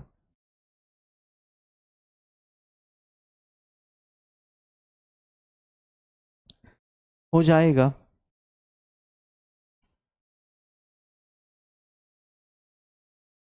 क्या होगा सर, ये सही है, इनके ऊपर भाई, इनके ऊपर कॉमन आयन इफेक्ट नहीं लगता है, क्यों, क्योंकि ये देखो, अब इसमें कोई बोले सर NaCl और HCl में लगा दीजिए, सर ये दोनों के दोनों स्ट्रांग है, दोनों के दोनों क्या होंगे, कॉमन आयन इफेक्ट कब लगता है, जब एक बंदा वीक हो और एक बंदा स्ट्रांग हो, यहां दोनों के दोनों स्ट्रांग हैं, तो उस केस में कॉमन आयन इफेक्ट नहीं लगेगा। आंसर क्या आ जाएगा sir, A is the correct answer, क्योंकि दोनों ही स्ट्रांग होंगे। अगर दोनों ही स्ट्रांग है तो उसमें केस में कॉमन आयन इफेक्ट कब लगता है, जब एक बंदा क्या हो जाए, वीक हो जाए, तभी उसको दबा सकते हो ना यार।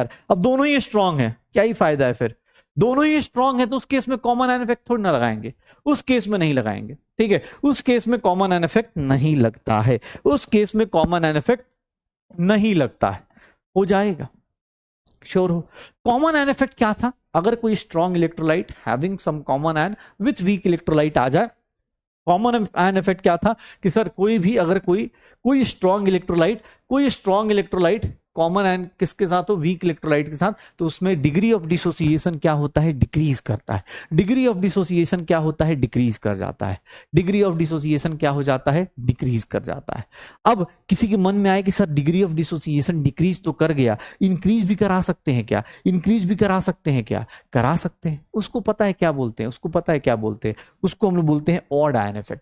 एक छोटा सा कॉन्सेप्ट है odd ion effect. Odd ion effect क्या होता है, ध्यान सुनना, ऑड आयन इफेक्ट से क्या होता है, ध्यान सुनना कि sir when a strong electrolyte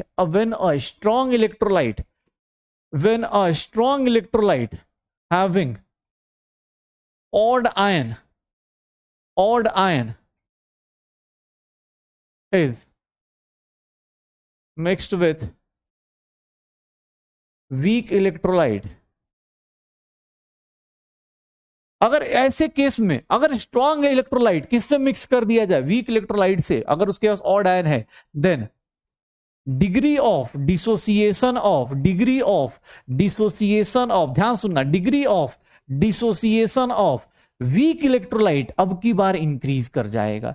week electrolyte का डिग्री ऑफ डिसोसिएशन क्या हो जाएगा, इंक्रीज कर जाता है वीक ऑफ इलेक्ट्रोलाइट का। This effect is known as, इस केस में this effect is known as odd ion effect. इस इफेक्ट को हम लोग क्या बोल देते हैं, ऑड आयन इफेक्ट बोल देते हैं।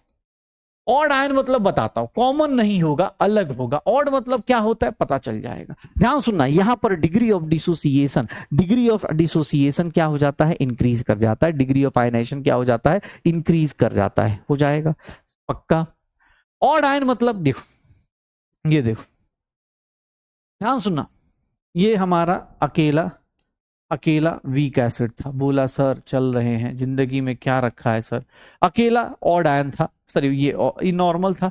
देख लो वीक एसिड अकेला था, चल रहा है C0 C minus C alpha, इसकी जिंदगी ऐसे चल रही है C अल्फा। सर आराम से अपनी लाइफ चल रहा है, वीक एसिड अकेला है, कोई दिक्कत नहीं। सर इसका डिग्री ऑफ डिसोसिएशन यहां पर कितना है, अल्फा है। लेकिन अब अगर मैं इसी के साथ क्या लगा दूं, ये एक बात देखना सर, इसी के साथ ध्यान सुनना, ऑड आयन का मतलब क्या होता है, सुनना सुनना। अगर मैं इसी के साथ एक स्ट्रॉन्ग बेस लगा देता हूं, स्ट्रॉन्ग बेस है ये क्या है, स्ट्रॉन्ग बेस है, स्ट्रॉन्ग बेस है, ये देखना ये क्या करेगा, आएगा विद इन सेकेंड। स्ट्रॉन्ग वाला बंदा रुकता तो है नहीं, आएगा दे देगा। अब यहां पर मैंने किसको रख दिया, ये देखना, अब मैंने बोला CH3COH, भाई अब तुम डिसोसिएट हो जाओ, तो लोगों ने बोला ठीक है सर डिसोसिएट होते हैं। अब बेचारा देखना, अगर गलती से एक भी H प्लस ये बनाएगा, ये डिसोसिएट होगा। गलती से एक भी H प्लस बनाएगा, इसका H प्लस कौन खा जाएगा, OH माइनस। ये देख लो, इसका H प्लस कौन खा जाएगा, OH माइनस। मतलब जैसे ही बेचारा, एक तो वीक एसिड है, ये बेचारा वीक एसिड है, देखना एक बार, वीक एसिड है, बेचारा सोचेगा H प्लस दूं, जैसे ही थोड़ा सा भी H प्लस दिया, इसका H प्लस कौन लेके चला जाएगा, सर इसका H प्लस कौन लेके चला जाएगा, OH माइनस। तो प्रोडक्ट हमेशा डिक्रीज रहेगा, प्रोडक्ट हमेशा डिक्रीज रहेगा। यहां पर हम क्या बोल सकते हैं, degree of dissociation alpha will increase, alpha will increase. क्यों, क्योंकि आपका प्रोडक्ट हमेशा क्या रहेगा, कम रहेगा। और ऑब्वियस है डिग्री ऑफ डिसोसिएशन कहां चली जाएगी, फॉरवर्ड चली जाएगी। कहां चली जाएगी, फॉरवर्ड चली जाएगी। ऑड आयन मतलब कोई किसी को लेके चला जाए, कोई किसी को लेके चला जाए। तो याद रखना ऑड आयन का मतलब क्या है, यहां पर अगल अल्फा क्या होगा, इंक्रीज करता है। अल्फा क्या होगा, इंक्रीज। क्यों, क्योंकि जैसे ही बेचारा थोड़ा सा भी H प्लस बनाया, उसको लेके चला गया। मतलब एसिड सोच रहा है कि मैं H प्लस को देखूं, मैं अपना देखूं क्या मैंने प्रोड्यूस किया, पता चला भाई साहब है ही नहीं, वो चला गया बड़ोसी के साथ, बोल रहा है चले गए। हाँ दुआओं में याद रखना ये H प्लस। ऑड आयन का मतलब भाई, इसको ऑड मतलब जो रिएक्ट कर जाए भाई। कॉमन का मतलब जो रिएक्ट नहीं, कॉमन मतलब जो एक दूसरे के सामने खड़ा। भाई साहब इंग्लिश भी दिक्कत है ना, कॉमन का मतलब क्या था भाई साहब,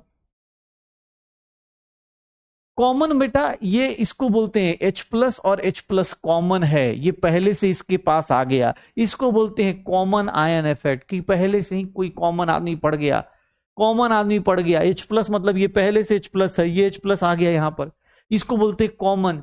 अब H प्लस यहां प्रोड्यूस हुआ, इसको कोई लेके चला जाता तो यहां X नहीं आता, डिक्रीज होता रहता। इसी को बोलते हैं, इसी को बोलते हैं odd ion effect. Odd ion effect क्या है, तो ऑड आयन इफेक्ट में क्या बोलते हैं कि सर आपने H प्लस प्रोड्यूस किया, देखो ये मेरा वीक एसिड बेचारा H प्लस प्रोड्यूस करेगा, जैसे ही H प्लस प्रोड्यूस करेगा कोई OH माइनस लेके चला गया, OH माइनस लेके चला गया। तो ऑड आयन मतलब कोई तुमको उठा के ले जाए, ठीक है, कि भैया जैसे ही प्रोडक्ट बना आपका वो साइड से गायब। तो यहां पर अल्फा की वैल्यू क्या हो जाती है, इंक्रीज कर जाती है। तो अल्फा की वैल्यू क्या हो जाती है, यहां इंक्रीज कर जाती है। आपको क्वेश्चन जो होगा कॉमन आयन इफेक्ट पे न्यूमेरिकल्स मिलेंगे, ऑड आयन पे न्यूमेरिकल्स नहीं मिलेंगे, टेंशन मत लीजिएगा, ऑड आयन पे न्यूमेरिकल्स नहीं मिलेंगे, पक्का हो जाएगा, श्योर हो, डन। तो हमारा weak acid weak base finish होता है, वीक एसिड और वीक बेस फिनिश होता है। हाँ, वीक एसिड और वीक बेस फिनिश होता है। स्ट्रॉन्ग एसिड स्ट्रॉन्ग बेस हमने पहले से कर लिया है, पीएच की कैलकुलेशन हमने कर ली है।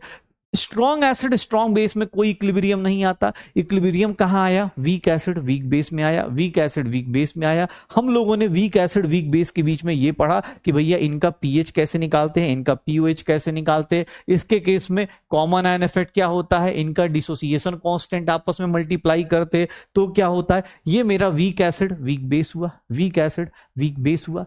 और वीक एसिड वीक बेस में अगर स्ट्रॉन्ग एसिड या स्ट्रॉन्ग बेस आ जाए तो उसको हम लोग क्या बोलते हैं, ये पता चल गया, पक्का।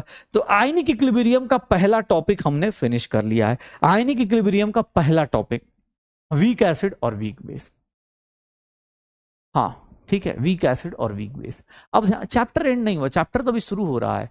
अभी पहला टॉपिक आयनिक इक्विलिब्रियम का पहला टॉपिक है वीक एसिड और वीक बेस अगर अकेला हुआ तो क्या होगा, वीक एसिड के साथ अगर स्ट्रॉन्ग एसिड है तो क्या होगा, वीक बेस के साथ अगर स्ट्रॉन्ग बेस है तो क्या होगा। अब आते हैं अगले अगले टॉपिक पे। अगला टॉपिक बहुत इंटरेस्टिंग सा है, उसका नाम ही बड़ा सुंदर सा है, बफर पढ़ना, बूफर मत पढ़ लेना, बफर सॉल्यूशन है, इसका नाम क्या है, बफर सॉल्यूशन। ये क्या है, इसकी बड़ी अच्छी कहानी है। बफर सॉल्यूशन पता है किसको बोलते हैं, बफर सॉल्यूशन पता है किसको बोलते हैं, हाँ ध्यान सुनना अभी, बफर सॉल्यूशन किसको बोलते हैं। नहीं भाई, अरे एंड नहीं हुआ, टॉपिक एंड नहीं हुआ, मतलब आयनिक लेवल का पहला टॉपिक हुआ, अभी ऐसे 3 टॉपिक 4 टॉपिक बाकी हैं, तो वो अगले हफ्ते खत्म हो जाएगा, ठीक है। ऑब्वियस है भाई, अब लेवल और बढ़ेगा, जैसे जैसे आगे जाएंगे और ज्यादा लेवल बढ़ेगा, ठीक है। ध्यान सुनना, बफर सॉल्यूशन किसको बोलते हैं, बफर पढ़ना है, ठीक है ना, हाँ, बूफर मत पढ़ लेना, बूफे मत पढ़ लेना, ध्यान सुनना, बफर मतलब क्या होता है, बफर सॉल्यूशन क्या होता है।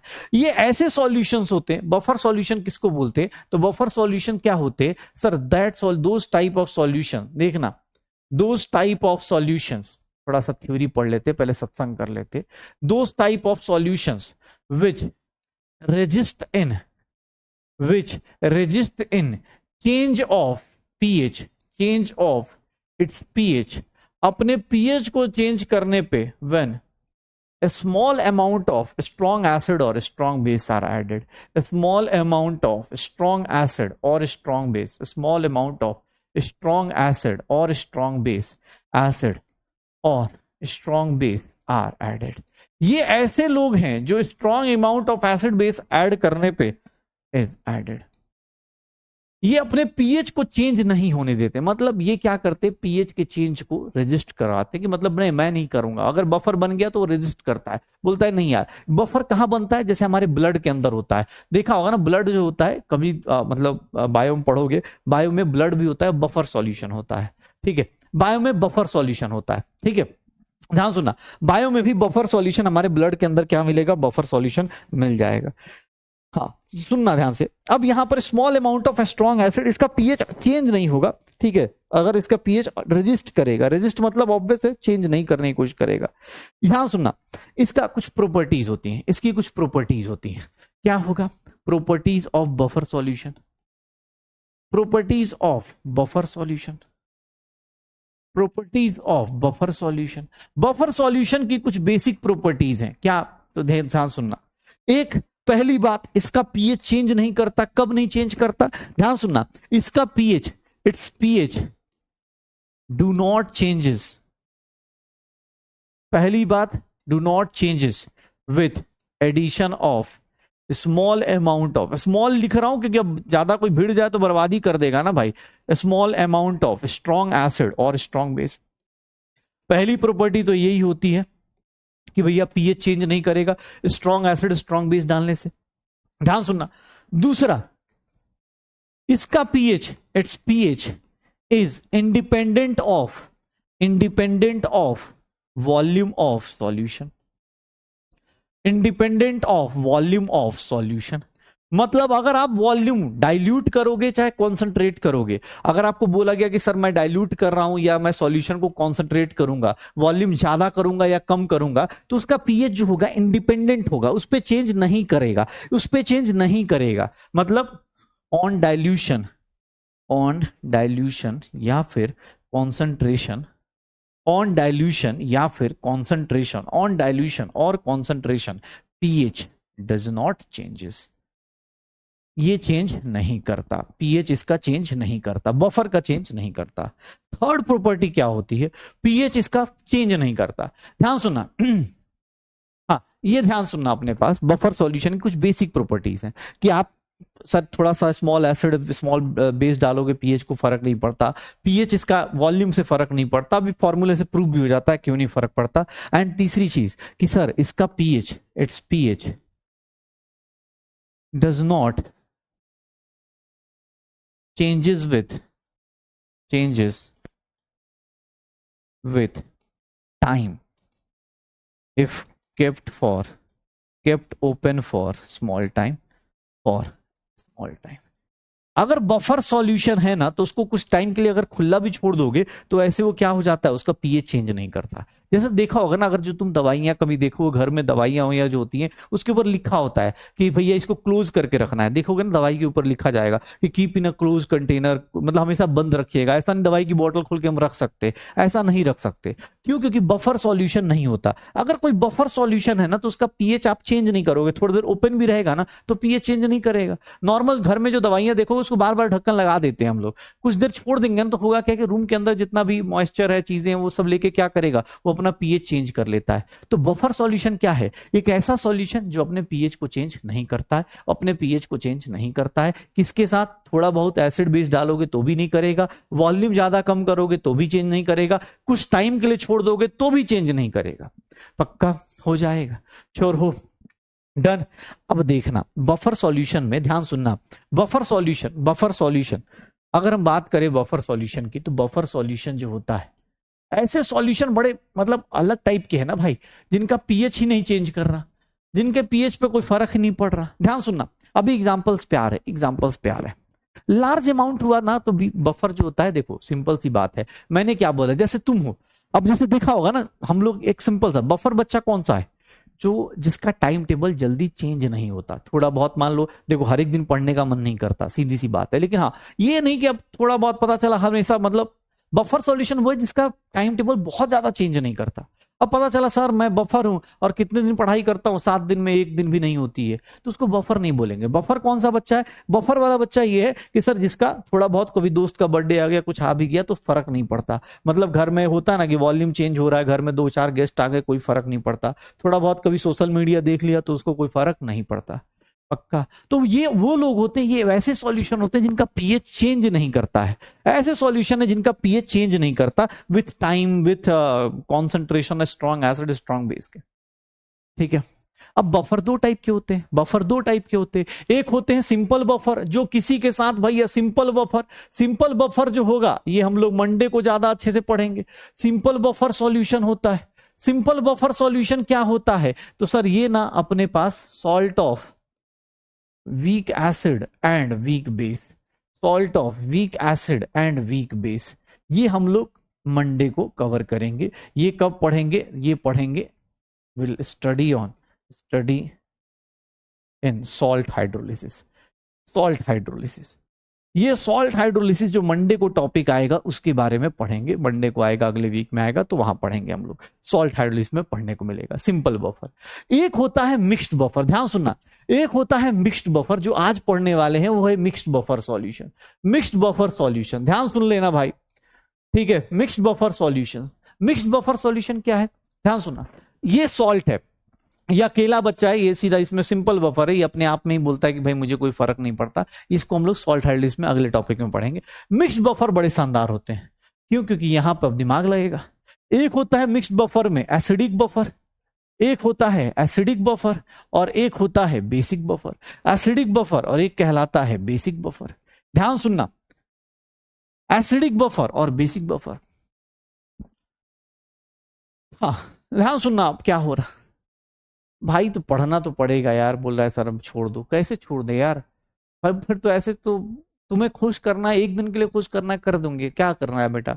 लेकिन भाई 1.5 साल बाद जब एग्जाम आएगा ना तो फिर तू मुझे ही गाली देगा कि अरे सर आपने नहीं कराया। बहुत सारे बच्चे पढ़ने वाले भी है ना, और वो बहुत ज्यादा मेजोरिटी में है, वो कमेंट भी नहीं कर रहे। ठीक है? हाँ, तो ये ना ये चीज मतलब ठीक है ना, थोड़ा इतना तो पता चल ही गया कि यार 11th-12th में आ गए तो अब थोड़ा साइंस लिया है तो पढ़ना पड़ेगा। जहां पर आपकी सोच खत्म हो जाती थी 10th में, वहां साइंस में यहाँ पर स्टार्ट होती है। जहां पर आप सोच रहे हो, जैसे 10th में होते तो क्या होता, वीक एसिड वीक बेस पढ़ के पूरा चैप्टर खत्म हो जाता है। हाँ, वीक एसिड वीक बेस पढ़ा, खुश हो गया कि कितना अच्छा चैप्टर है यार। हाँ, मैं तो 10th में ऐसे, 10th में आदमी सपने भी ऐसे देखता है ना कि अरे एसिड याद करो। 10th का चैप्टर याद कर, एसिड बेसिस एंड सॉल्ट्स, हाँ, carbon and it's compounds, metals non metals, ऐसे चैप्टर है, 2-2 लाइन के चैप्टर हैं। यहां पर देख, यहां पर 10th क्लास में जितना चैप्टर तुमने पढ़ा था वो ये एक मोल कॉन्सेप्ट में निपट गया होगा। ठीक है? तो ध्यान सुनना, एसिडिक बफर की बात कर रहा है। एसिडिक बफर पहले पहचानना कैसे?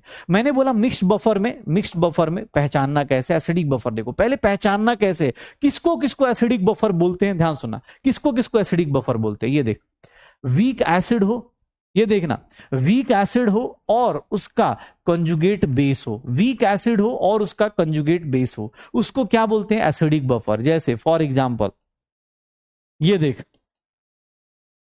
वीक एसिड है और कंजुगेट बेस है। पहला एसिडिक बफर कैसे पहचानते हैं?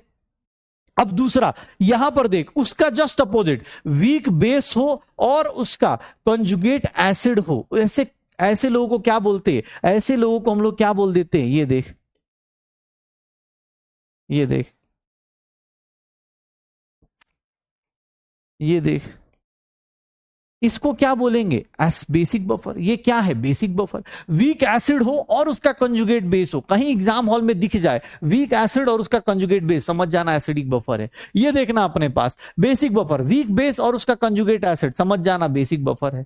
ये देखो दूसरा दूसरा पॉइंट, सर वीक एसिड हो, वीक एसिड हो, एसिडिक बफर पहचानने की कोशिश करना, क्योंकि अभी क्वेश्चन आएगा। वीक एसिड हो और उसका किसके साथ? सॉल्ट हो, किसके साथ? It's salt with strong base. देखो, वीक एसिड है और उसका सॉल्ट हो गया, किसके साथ हो गया? सर स्ट्रॉन्ग बेस के साथ सॉल्ट हो गया, स्ट्रॉन्ग बेस के साथ सॉल्ट हो गया। मतलब वही कहानी है, बस लिखने का तरीका।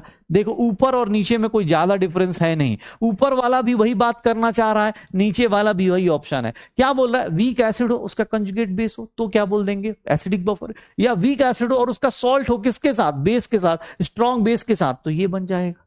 यहां पर देखना अपने पास, यहां पर देखना, यहां पर क्या होगा? सर वीक बेस हो और उसका क्या हो जाए? उसका क्या हो जाए? सॉल्ट हो जाए। Weak base it's salt with, इस सॉल्ट विथ स्ट्रॉन्ग एसिड हो जाए, तो इसको भी क्या बोलेंगे? Basic buffer. जैसे मैंने बोला NH3 और ये क्या हो गया? NH4Cl हो गया। देख, पहचानना शुरू कर, पहचानना शुरू करो भाई, ध्यान सुनना, पहचानना शुरू करो, क्या होगा? हो जाएगा। सर कैसे पहचानना है? कैसे पहचानना है? वीक एसिड उसका कंजुगेट बेस, वीक बेस उसका कंजुगेट एसिड, वीक हमेशा वीक वाले के। मजे आयनिक इक्विलिब्रियम में कहां शुरू हुआ? आयनिक इक्विलिब्रियम शुरू हुआ वीक वाले से।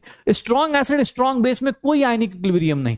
मजा कहां से लिया जा रहा है? सर ये देख लो, वीक एसिड उसका सॉल्ट, वीक बेस उसका सॉल्ट। और थर्ड वन ध्यान से देखिएगा, थर्ड वन इसको हम लोग क्या बोलते हैं? ये देखिएगा, थर्ड वन, वीक एसिड हो और उसको किसके साथ मिक्स कर दिया जाए? स्ट्रॉन्ग बेस के साथ। वीक एसिड हो, उसको किसके साथ मिक्स कर दिया जाए? स्ट्रॉन्ग बेस के साथ। बस याद रखिएगा, अगर X इक्विवेलेंट इसके हैं और इसके Y इक्विवेलेंट हैं, तो एक कंडीशन इसकी याद रखिएगा कि X की वैल्यू क्या होगी? Greater than Y। मतलब वीक वाला पोर्शन ज्यादा होना चाहिए, तब जाके ये बफर बनाता है। याद रखना, वीक एसिड हो और स्ट्रॉन्ग बेस हो, अगर इसके X इक्विवेलेंट है, इसके Y इक्विवेलेंट है, तो वीक एसिड ज्यादा होना चाहिए, वीक वाला पोर्शन ज्यादा होना चाहिए। सेम चीज यहां पर ध्यान से देखना, ये तीन तरीके हैं पहचानने के। कहीं पर आपको क्वेश्चन मिल जाए तो आप इन तीन तरीकों से पहचान सकते हो। इसके इक्विवेलेंट अगर X इक्विवेलेंट है और इसके Y इक्विवेलेंट है, तो याद रखना हमेशा कंडीशन क्या होती है? सर वीक वाला पोर्शन ज्यादा होना चाहिए। तो पहले पहचानना शुरू करो। आपको एसिडिक बफर पहचानना है, एसिडिक बफर पहचानना है। कैसे पहचानेंगे? सर तीन तरीके हैं एग्जाम हॉल में, या तो ये दिया होगा या फिर वो दिया होगा। बेस है तो वीक बेस में पहचान लो, वीक बेस के साथ दिया होगा। पक्का एक बार फटाफट खुद से रिपीट कर। एसिडिक बफर कैसे पहचानेगा? वीक एसिड और उसका कंजुगेट बेस, वीक एसिड उसका कंजुगेट बेस, या फिर वीक एसिड उसका salt with conjugate base with strong base. Week acid और स्ट्रॉन्ग बेस अगर दोनों दिए हैं और वीक एसिड के इक्विवेलेंट ज्यादा हैं, समझ जाना कि भैया ये क्या बनाएगा? बफर बनाएगा। ये देख यहां पर अपोजिट, यहां पर देख, इसका X है इसका Y है, वीक वाले का अगर ज्यादा है इक्विवेलेंट तो हमेशा बफर बनेगा। पक्का हो जाएगा? श्योर हो? क्वेश्चन करें? अरे क्वेश्चन करें, स्टार्ट करें, पहचान लोगे, पहचानना शुरू कर दोगे। अब कोई बोले एसिडिक बफर का एग्जांपल और क्या हो सकता है? मैं आपको एसिडिक बफर के एग्जांपल्स दिखा देता हूं।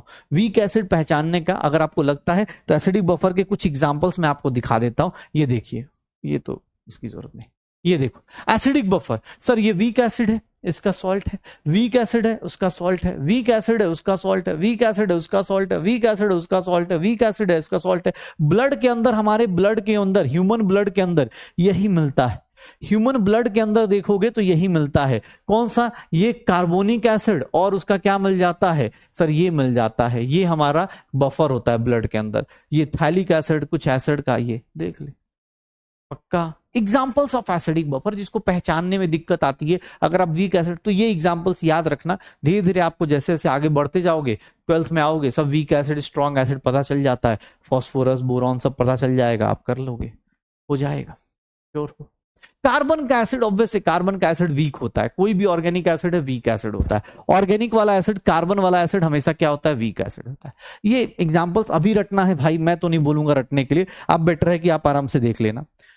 बेसिक बफर की बात कर रहे हैं, देख लो, वीक बेस उसका सॉल्ट, वीक बेस उसका सॉल्ट, वीक बेस उसका सॉल्ट, ग्लाइसिन वीक बेस उसका सॉल्ट, वीक बेस उसका सॉल्ट। तो ये क्या है, एसिडिक बफर, बेसिक बफर पहचानने आना चाहिए। पहचानने के 3 तरीके होते हैं। पहला क्वेश्चन जो इस टॉपिक के ऊपर आता है, इसमें कोई नया फॉर्मूला नहीं, इसमें सिर्फ 2 ही फॉर्मूले, बफर में सिर्फ 2 फॉर्मूले, अभी 2 मिनट में डिराइव भी हो जाएंगे। लेकिन पहला क्वेश्चन क्या आता है, पहचानने का। पहला पहचानना है, कैसे पहचानना है, पहले पहचानने का तरीका क्या है सर, पहले पहचानने, ये क्यों यार पढ़ा, तो ये देख, तुझे क्या पहचानना है, mixed buffer, acidic buffer, basic buffer. पहचानने का तरीका देख लो, क्वेश्चन आपके सामने होगा, पक्का हो जाएगा, श्योर हो, डन, बहुत बढ़िया। आ जाओ, ये देखो क्वेश्चन क्या है, चलो बताओ, कौन सा बफर सॉल्यूशन किससे प्रिपेयर कर सकते हैं, किसको मिक्स करके आप बफर बना सकते हो, बफर सॉल्यूशन किसको मिक्स करके आप बना सकते हो, बताओ किसको मिक्स करके बना सकते हो। एसिड होना चाहिए, वीक एसिड होना चाहिए। अब यहां देखो ना, स्ट्रॉन्ग एसिड है और ये सॉल्ट है, क्या ये कभी बफर बनाएगा, कभी नहीं बनाएगा।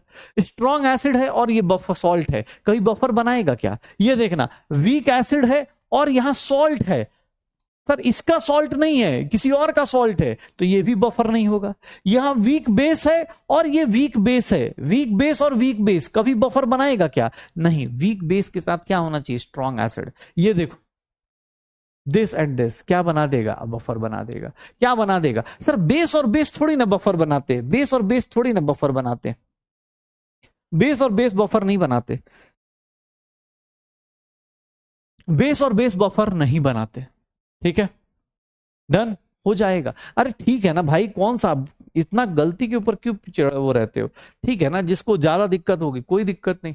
हाँ यार देख यार, सीधी सी बात है, अब तेरा खुद से सोच, 12वें लेक्चर पे आ चुका है भाई, तो ऑब्वियस है ना, 12th लेक्चर पे आ रहा है, तो अब चैप्टर का सोच रहा है वो लेवल क्या हो जाएगा। अब यहाँ सब कोई सोचे कि भाई अब बफर, अभी पीएच भी निकालना है, ठीक है, इसके बड़े छोटे छोटे क्वेश्चन होते हैं, लेकिन हाँ इंटरेस्टिंग होते हैं। हमें कैसे पता चलेगा भाई, अब ये HCl आपको नहीं पता चल रहा कि HCl स्ट्रॉन्ग एसिड है, ये देख वीक एसिड है, इसका सॉल्ट है क्या, इसमें कुछ सॉल्ट पता है ना यार, ऐसा ना सॉल्ट। एक बात बताना, मैं ऐसे बता देता हूं, हाँ ये भी भरोसा नहीं ना, ये NaCl सॉल्ट है, Na प्लस और Cl माइनस से मिलके बना होगा। Cl माइनस जो एनायन पार्ट आता है वो कहां से आता है, HCl एसिड से। याद रखना यार, दुनिया में अगर कोई सॉल्ट मिल जाए, अगर कोई सॉल्ट मिल जाए तो उसमें कटायन जो होता है, कटायन जो होता है वो बेस से आता है, और ये बेस से आता है। कोई भी सॉल्ट है, एक लाइन नोट करके लिख देना भाई, नोट में एक पॉइंट लिख देना, अगर कोई सॉल्ट है तो सॉल्ट का जो कटायनिक पार्ट होता है, कटायनिक पार्ट होता है, कटायन जो होता है वो कहां से आता है, बेस से आता है। और अगर सॉल्ट के अंदर एनायन है, जो भी एनायनिक पार्ट है वो कहां से आता है, बेस से, एसिड से आता है। A for acid, B for base, ये देख लो, A for acid, A for anion, ये याद रखना भाई। पता चला सॉल्ट ही नहीं पहचान पा रहे, ये देखना, न इसका कटायन है न इसका एनायन है, वीक एसिड का सॉल्ट होना चाहिए था, इसीलिए ये नहीं होगा, ठीक है, इसीलिए वो नहीं होगा, इसीलिए ये नहीं होगा। तो वीक एसिड, सॉल्ट है, कटायन किसका होता है, बेस का, एनायन किसका होता है, एसिड का, एनायन किसका होता है, एसिड का, पक्का हो जाएगा। आपको बोले सर ये वीक एसिड है, सॉल्ट दिया, भाई इसका सॉल्ट नहीं है ना, मैंने आपको शुरुआत में बताया ना, इसका सॉल्ट होना चाहिए था, वीक एसिड और उसका सॉल्ट किसके साथ, स्ट्रॉन्ग बेस के साथ, पक्का, डन। चलो आगे आओ, ये देखो, कौन सा एसिडिक बफर नहीं है, which of the following is not an acidic buffer. Acidic buffer कौन नहीं होगा, आप सारे एग्जांपल्स, कार्बन का एसिड क्या होता है आप पहले पहचानो, कार्बन का एसिड क्या होता है पहचानो, क्या होता है, कौन सा एसिडिक बफर नहीं है, कार्बन का एसिड वीक एसिड उसका सॉल्ट, फॉस्फोरस का एसिड वीक एसिड उसका सॉल्ट, कार्बन का एसिड कौन सा बफर सॉल्यूशन नहीं है, क्या होगा, क्या होगा, कितना आएगा बताओ, कितना आ जाएगा,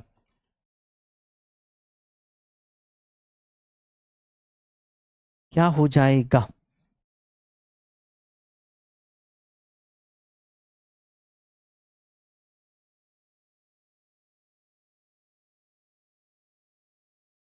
ऑर्गेनिक केमिस्ट्री बेटा अगले हफ्ते शुरू होगी, अगले से अगले हफ्ते सॉरी।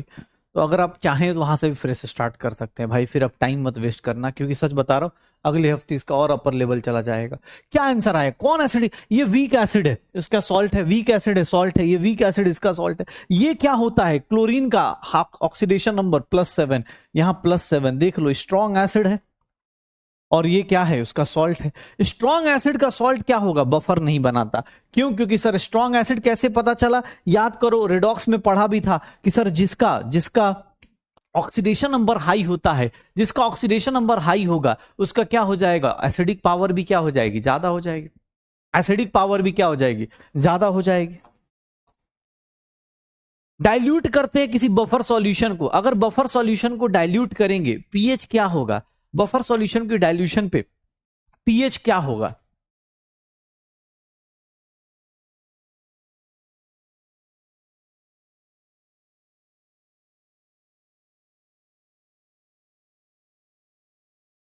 कितना होगा?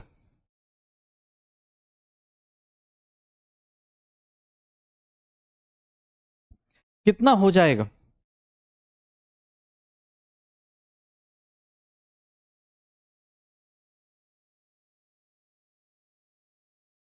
कितना हो जाएगा? सर डाइल्यूट करने पे पीएच को कोई फर्क नहीं पड़ता, remains the same. On diluting a buffer solution it's pH will remain the same. ये क्या रहेगा? सेम रहने वाला है। सी is the correct answer. Dilute करने पे पीएच क्या रहेगा? सेम रहेगा। डाइल्यूट करने पे पीएच क्या रहेगा? सेम रहेगा। बेटा टेस्ट का सिलेबस हो चुका है, टेस्ट का सिलेबस का टेंशन मत लो, अब तो टॉपिक्स ही खत्म हो रहे होंगे। पीएच ऑफ बफर सॉल्यूशन, मैं एसिडिक बफर का पीएच निकाल देता हूं। मुझे ये पता चल गया बफर पहचानना कैसे है, बफर पहचानना क्या है, तो मैं एसिडिक बफर का पीएच डिराइव करता हूं। आप एग्जैक्टली वैसा ही बेसिक बफर का भी पीएच डिराइव हो जाएगा।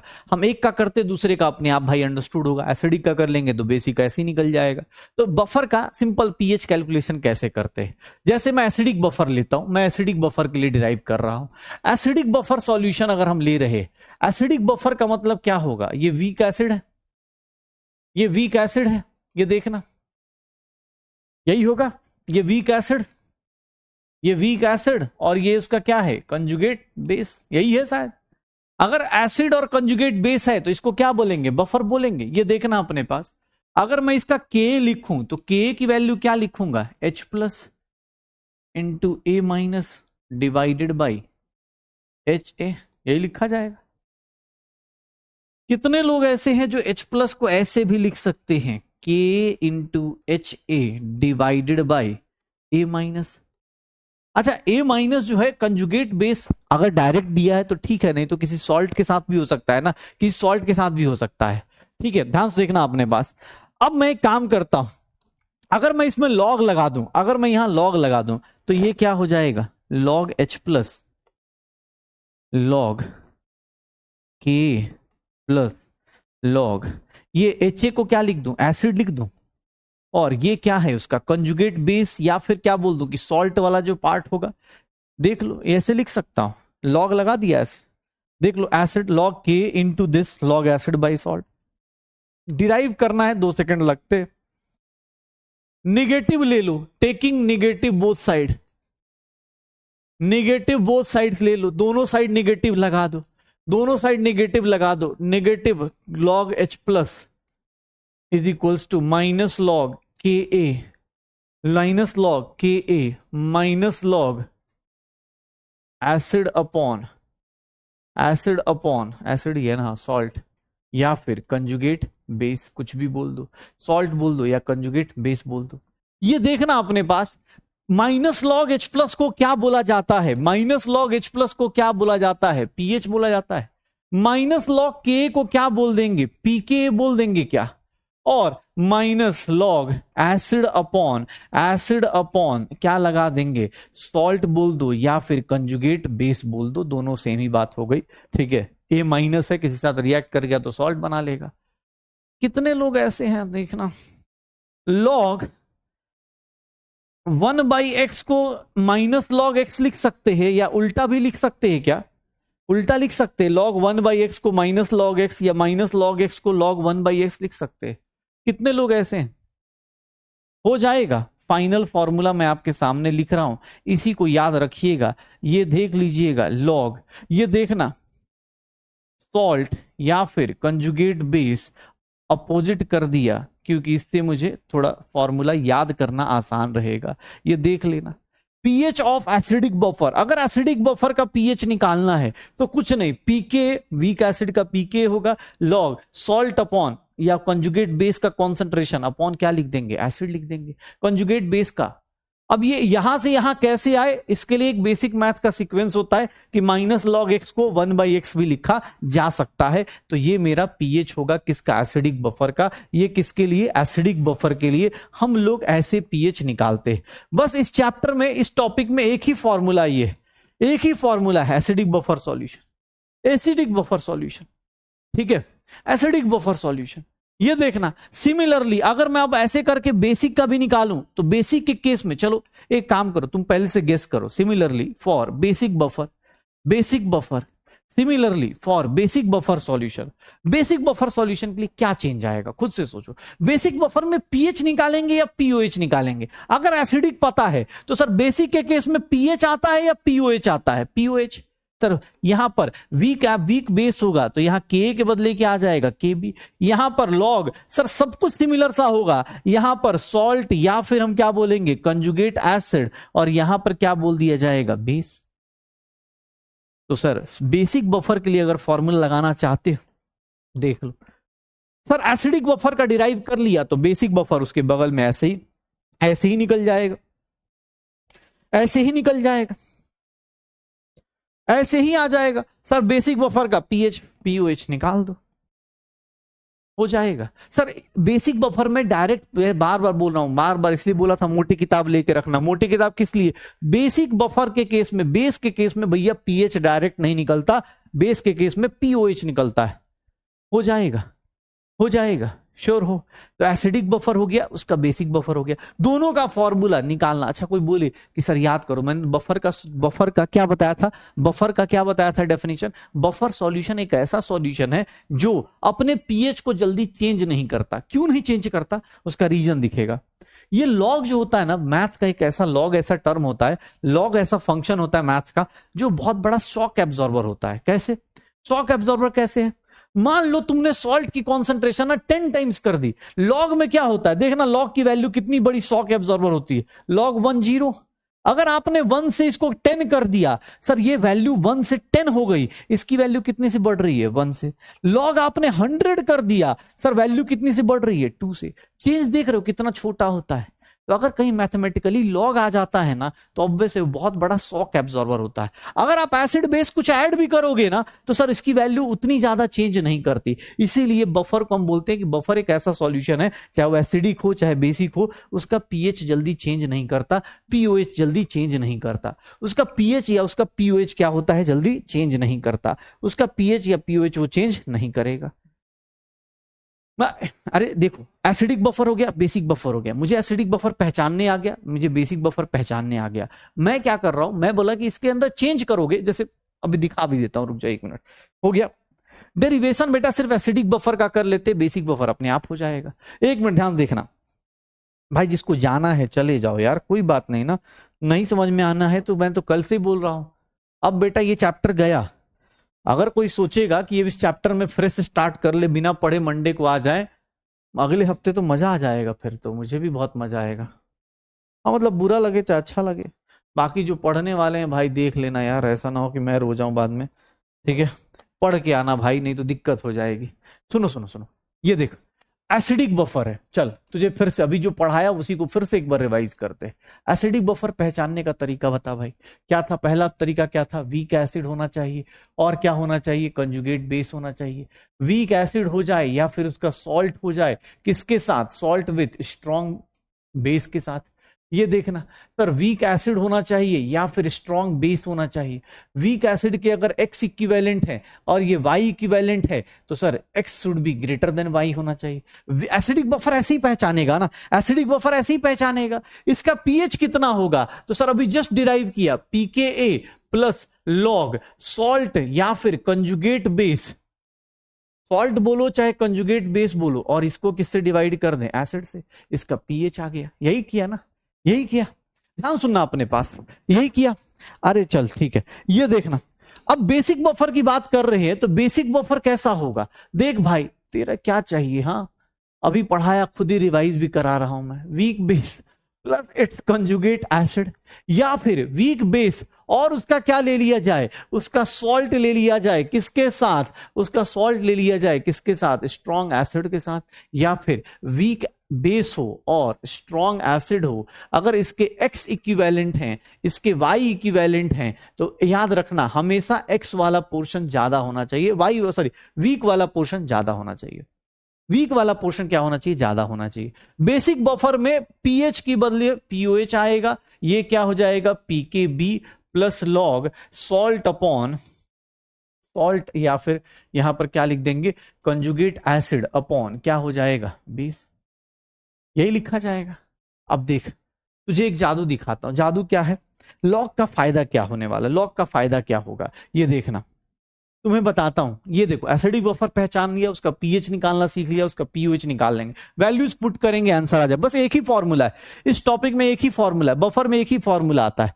लेकिन एक दिक्कत होती है, एक दिक्कत क्या है, चलो पहला केस लेते हैं। If y moles of strong acid is added, अगर दोनों साइड में y मोल्स स्ट्रॉन्ग एसिड के ऐड कर दूं, मैंने बफर का डेफिनेशन क्या बताया था कि बफर जो होता है अपने पीएच के चेंज को रजिस्ट करता है, अपने पीएच के चेंज को सर रजिस्ट करता है, मतलब जल्दी चेंज नहीं होने देगा। सर दोनों साइड मैंने y मोल्स ऐड कर दिए स्ट्रॉन्ग एसिड के, ध्यान सुनिएगा। चलो मुझे इतना बताओ इसके पीएच में जो चेंज निकालने जाओगे, ध्यान सुनना, अगर स्ट्रॉन्ग एसिड ऐड किया, सिंपल से बताना, स्ट्रॉन्ग एसिड ऐड किया तो एसिड किससे रिएक्ट करेगा, एसिड से रिएक्ट करेगा या बेस से रिएक्ट करेगा, बस इतना बताना, बस इतना बता दो, एसिड से रिएक्ट करेगा या बेस से रिएक्ट करेगा, एसिड से रिएक्ट करेगा या बेस से रिएक्ट करेगा। अगर एसिड है, स्ट्रॉन्ग एसिड डाला तो वो बेस से रिएक्ट करेगा या एसिड से रिएक्ट करेगा, वो किससे रिएक्ट करेगा। देखना ऐसा नहीं रिएक्ट चेंज नहीं होगा, चेंज होगा बट वो बहुत छोटा चेंज होगा। कितना, ये देखो कंजुगेट बेस है, कंजुगेट बेस में से क्या करेगा सर, वो रिएक्ट कर जाएगा, ऑब्वियस इसके मोल्स वाई कम हो जाएंगे क्योंकि एसिड और बेस न्यूट्रलाइज होंगे। लेकिन जितना वो कंजुगेट बेस से रिएक्ट करेगा उतना ही वो वीक एसिड क्या बना देगा, वीक एसिड क्या हो जाएगा, एसिड की कॉन्सेंट्रेशन उतनी ही क्या हो जाएगी, बढ़ जाएगी। कैसे, ये देखो ना, मान लो ए माइनस है, अगर कोई आ गया, बेस आ गया, ये देखो BOH आ गया तो क्या करेगा, कोई बेस आ गया तो क्या करेगा, A माइनस है B प्लस है तो वो क्या बनाएगा, HA बना देगा। सर ये क्या करेगा, H प्लस इससे ले लेगा। अगर कोई एसिड है सॉरी A माइनस था ना, एसिड लेना था, ये मैं मानता हूं कोई HCl ले लेता हूं तो ये क्या बना देगा, HA बना देगा और Cl माइनस बना देगा। तो कंजुगेट बेस क्या होगा, कम होगा, लेकिन सर एसिड की वैल्यू क्या हो जाएगी, जितना ये कम होगा उतना ही ये बढ़ जाएगा। सर लॉग की वैल्यू बहुत कम चेंज होगी, चेंज होगी ही नहीं, उतनी चेंज होगी ही नहीं। कैसे, ध्यान सुनना, कंजुगेट बेस कैसे, एसिड है तो बेस से रिएक्ट करेगा और ऑब्वियस है कंजुगेट बेस की वैल्यू जितनी कम होगी उतनी ही वो क्या हो जाएगा, नीचे वाला बढ़ जाएगा। पर ओवरऑल चेंज देखोगे बहुत छोटा हो जाएगा। एक तो लॉग लगा है और ऊपर से जितना आप ऊपर कम कर रहे हो उतना ही नीचे बढ़ा दे रहे हो, ऐसी वैल्यू क्या हो जाएगी, छोटी हो जाएगी। पक्का, यहां पर बताओ, यहां पर सोचो किसका होगा, रटना मत, यहां पर बताओ किसमें चेंज आएगा, किसमें क्या चेंज आएगा। स्ट्रॉन्ग एसिड डाला, स्ट्रॉन्ग एसिड किससे रिएक्ट करेगा, बेस से रिएक्ट करेगा या कंजुगेट एसिड से। सर यहां पर खुद से सोचो, यहां पर कंजुगेट एसिड से रिएक्ट करेगा या बेस से रिएक्ट करेगा। सर यहां क्या होगा, बेस से -y और ये क्या हो गया +y। देख लो चेंज कितना कम आने वाला है, चेंज कितना कम आने वाला है, इसका आइडिया ले लो। सर एक साइड कम हुआ दूसरे साइड प्लस हो गया, यहां प्लस हुआ यहां माइनस हो गया, ओवरऑल चेंज क्या होगा, बहुत कम। सर एक तो लॉग लगा है, ऊपर से जितना ऊपर प्लस होगा उतना नीचे माइनस हो जाएगा।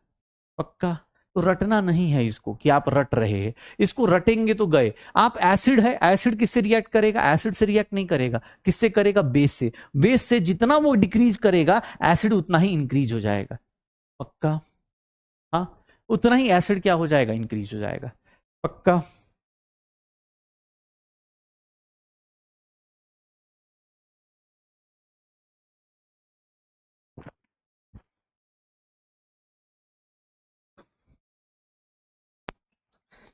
इफ एक्स मोल्स ऑफ, अगर स्ट्रॉन्ग बेस ऐड करते हैं, X moles of strong base is added, X moles of strong base अगर ऐड कर दे तो बताओगे चेंज, सोचो कहां पर चेंज आएगा। अगर दोनों साइड में x moles of strong base अगर ऐड कर दो, अगर दोनों साइड स्ट्रॉन्ग बेस ऐड कर दूं, बताओगे कहां पर चेंज आएगा? अगर यहां पर स्ट्रॉन्ग बेस ऐड करोगे पीएच की वैल्यू कितनी हो जाएगी? पीएच की वैल्यू कितनी हो जाएगी? पीएच की वैल्यू सर पीके तो रहेगा, वो तो चेंज होना नहीं है। सर स्ट्रॉन्ग बेस किससे रिएक्ट करेगा? सर बेस से रिएक्ट करेगा या एसिड से रिएक्ट करेगा? सर अब की बार बेस से रिएक्ट नहीं करेगा, अब की बार किससे रिएक्ट करेगा? एसिड से रिएक्ट करेगा, एसिड से कम करेगा, और ये बेस में क्या करेगा? प्लस करेगा। सर चेंज जो होगा बहुत माइनर सा होगा, क्योंकि एक साइड ऊपर इंक्रीज और नीचे डिक्रीज। अगर ऐसा लगा हुआ है, बेस है, कंजुगेट एसिड से रिएक्ट करेगा, कंजुगेट एसिड से रिएक्ट करेगा, डिवाइड बाय बेस में क्या हो जाएगा? प्लस एक्स हो जाएगा। तो ये पीएच और पीओएच की कहानी ये होता है, ये ऐसे काम करता है। बफर सॉल्यूशन ऐसे काम करता है। बफर सॉल्यूशन क्या होता है? ऐसे काम करता है भाई। रियलिटी ये है कि बफर सॉल्यूशन इस तरह से काम करता है कि आपका बफर सॉल्यूशन एक साइड से देखो, इधर से कम हुआ तो इधर बढ़ गया, ओवरऑल चेंज क्या होगा? बहुत छोटा। एक तो लॉग लगा है और ऊपर से ये जितना माइनस उतना प्लस, जितना ऊपर प्लस इतना माइनस। अगर आप रट रहे हो तो आप ये रट नहीं पाओगे। रियलिटी ये है। आप ये फॉर्मूला याद कर सकते हो, मैं आपको याद करने के लिए बोल रहा हूं, बट अगर आप इस कॉन्सेप्ट को नहीं समझ रहे कि भैया ऊपर माइनस नीचे प्लस क्यों हो रहा है, इसका लॉजिक क्या है? एसिड है तो एसिड से रिएक्ट नहीं करेगा, बेस से रिएक्ट करेगा, तो बेस से कम करेगा, एसिड में प्लस करेगा। बेस है तो बेस से रिएक्ट नहीं करेगा, एसिड से करेगा, एसिड से कम कर दिया, बेस में प्लस कर दिया। अगर आप रट रहे हो फिर तो आप मुबारक हो आपको, ठीक है, हो जाएगा पक्का। यहां पर बेस है तो बेस किससे रिएक्ट करेगा? एसिड से, तो एसिड से कम कर दिया, बेस में प्लस एक्स कर दिया, हो जाएगा। तो बफर सॉल्यूशन इसी को बोलते हैं। बफर सॉल्यूशन इसी को बोलते हैं कि अब बफर सॉल्यूशन क्या है? Acidic buffer, basic buffer. Sure हो? एसिडिक बफर, बेसिक बफर पहले पहचानना सीखा कि कैसे पहचानते हैं, उसका पीएच निकाला, उसका पीओएच निकाला, फिर उसके अंदर अगर एसिड डालते हो तो क्या चेंजेस आते हैं, बेस डालते हो तो क्या चेंजेस आते हैं, उसकी वैल्यूज निकाल के ऑब्वियस नंबर ऑफ मोल्स लेंगे बेटा, तो number of moles minus number of moles. एक बोल रहा है कॉन्सेंट्रेशन कैसे माइनस कर दिया। मैंने शुरुआत में एक बात बोली थी, बहुत अच्छा क्वेश्चन है, ध्यान सुना। किसी बच्चे ने बोला कि सर नंबर ऑफ मोल्स लिखा है, यहां कॉन्सेंट्रेशन को माइनस कर दिया। मैंने शुरुआत में एक बात बोली थी कि यहां पर ना वॉल्यूम से फर्क नहीं पड़ रहा। मतलब शायद याद करो, शुरुआत में बफर सॉल्यूशन के शुरुआत में मैंने बोला था कि इसका पीएच जो होता है बफर का, वो वॉल्यूम से फर्क नहीं पड़ता। तो ऑब्वियस यहां नंबर ऑफ मोल्स लेते हैं, वॉल्यूम दोनों के लिए क्या होगा? एक्चुअली वॉल्यूम क्यों नहीं लेते? क्योंकि दोनों के लिए वॉल्यूम क्या होगा? Number of moles divide by volume, number of moles divide by volume, दोनों के लिए वॉल्यूम सेम है, इसीलिए वॉल्यूम से फर्क नहीं पड़ता, इसीलिए वॉल्यूम से फर्क नहीं पड़ता। पक्का? तो ये चीजें देख लीजिएगा, बफर सॉल्यूशन क्या है, बेसिक चीजें हमने पढ़ ली हैं, बाकी अब मंडे को मिलते हैं, ठीक है? बाकी चलो कोई नहीं, हाँ ठीक है, चलो एंजॉय करो पढ़ाई भाई। देख लो यार, अगला हफ्ता बस लास्ट हफ्ता है, एक हफ्ते और झेलना है, 4 क्लास और झेलना है। अगर ज्यादा दिक्कत लगे तो यार अब क्या ही बोल सकते हैं, लेकिन जो पढ़ रहे हैं उनको पता है भाई, ऑब्वियस अच्छा टॉपिक है, अच्छे टॉपिक में कॉन्सेप्ट सारे यूज होंगे। अब इसमें मेरी भी गलती हो सकती है कि मैं आपसे एक्सपेक्ट करूं कि मंडे को आप पढ़ के आओ, बट बिना पढ़े आओगे तो यार सही में बता रहा हूँ सरदर्द हो सकता है, सरदर्द हो सकता है, थोड़ी टेंशन ज़्यादा हो सकती है। प्लीज़ कोशिश कीजिएगा पढ़ के आने की। नहीं पढ़ के आइएगा तो मैं आपको बता रहा हूँ 4 दिन एकदम मस्ती से आराम से एंजॉय कीजिएगा। अगले हफ्ते, उसके अगले हफ्ते 28 से आपका ऑर्गेनिक चालू हो जाएगा और बहुत मजा आएगा। ऑर्गेनिक में एक भी न्यूमेरिकल्स नहीं आएंगे, इस बात की पूरी गारंटी है।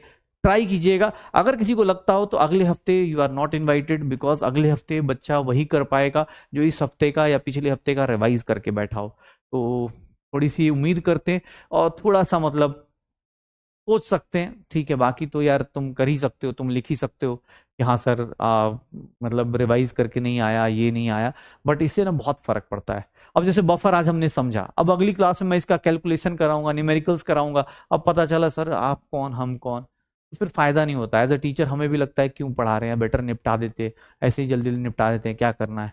अगर तुम वो भी चाहते हो तो मजा आ जाएगा फिर। ठीक है, चलो। हाँ, तो ब्लॉग नंबर 12 खत्म करते हैं। अगले 3-4 दिन और हम लोग मिलने वाले हैं नेक्स्ट वीक में, और वो नेक्स्ट वीक अब बस, हाँ, करते करते देख लो 11th भी अब एंड होने वाला है। 11th का फिजिकल एंड हो जाएगा, इनऑर्गेनिक एंड हो चुका है, फिजिकल एंड हो जाएगा, ऑर्गेनिक चालू होगा, और वो भी देखते देखते ऑर्गेनिक भी एंड हो जाएगा। तो कोशिश करिएगा सब लोग कि भैया अच्छे से रिवाइज करके आइए, थोड़ा सा पढ़ के आइए। मिलते हैं अगली क्लास में, तब तक के लिए बाय बाय।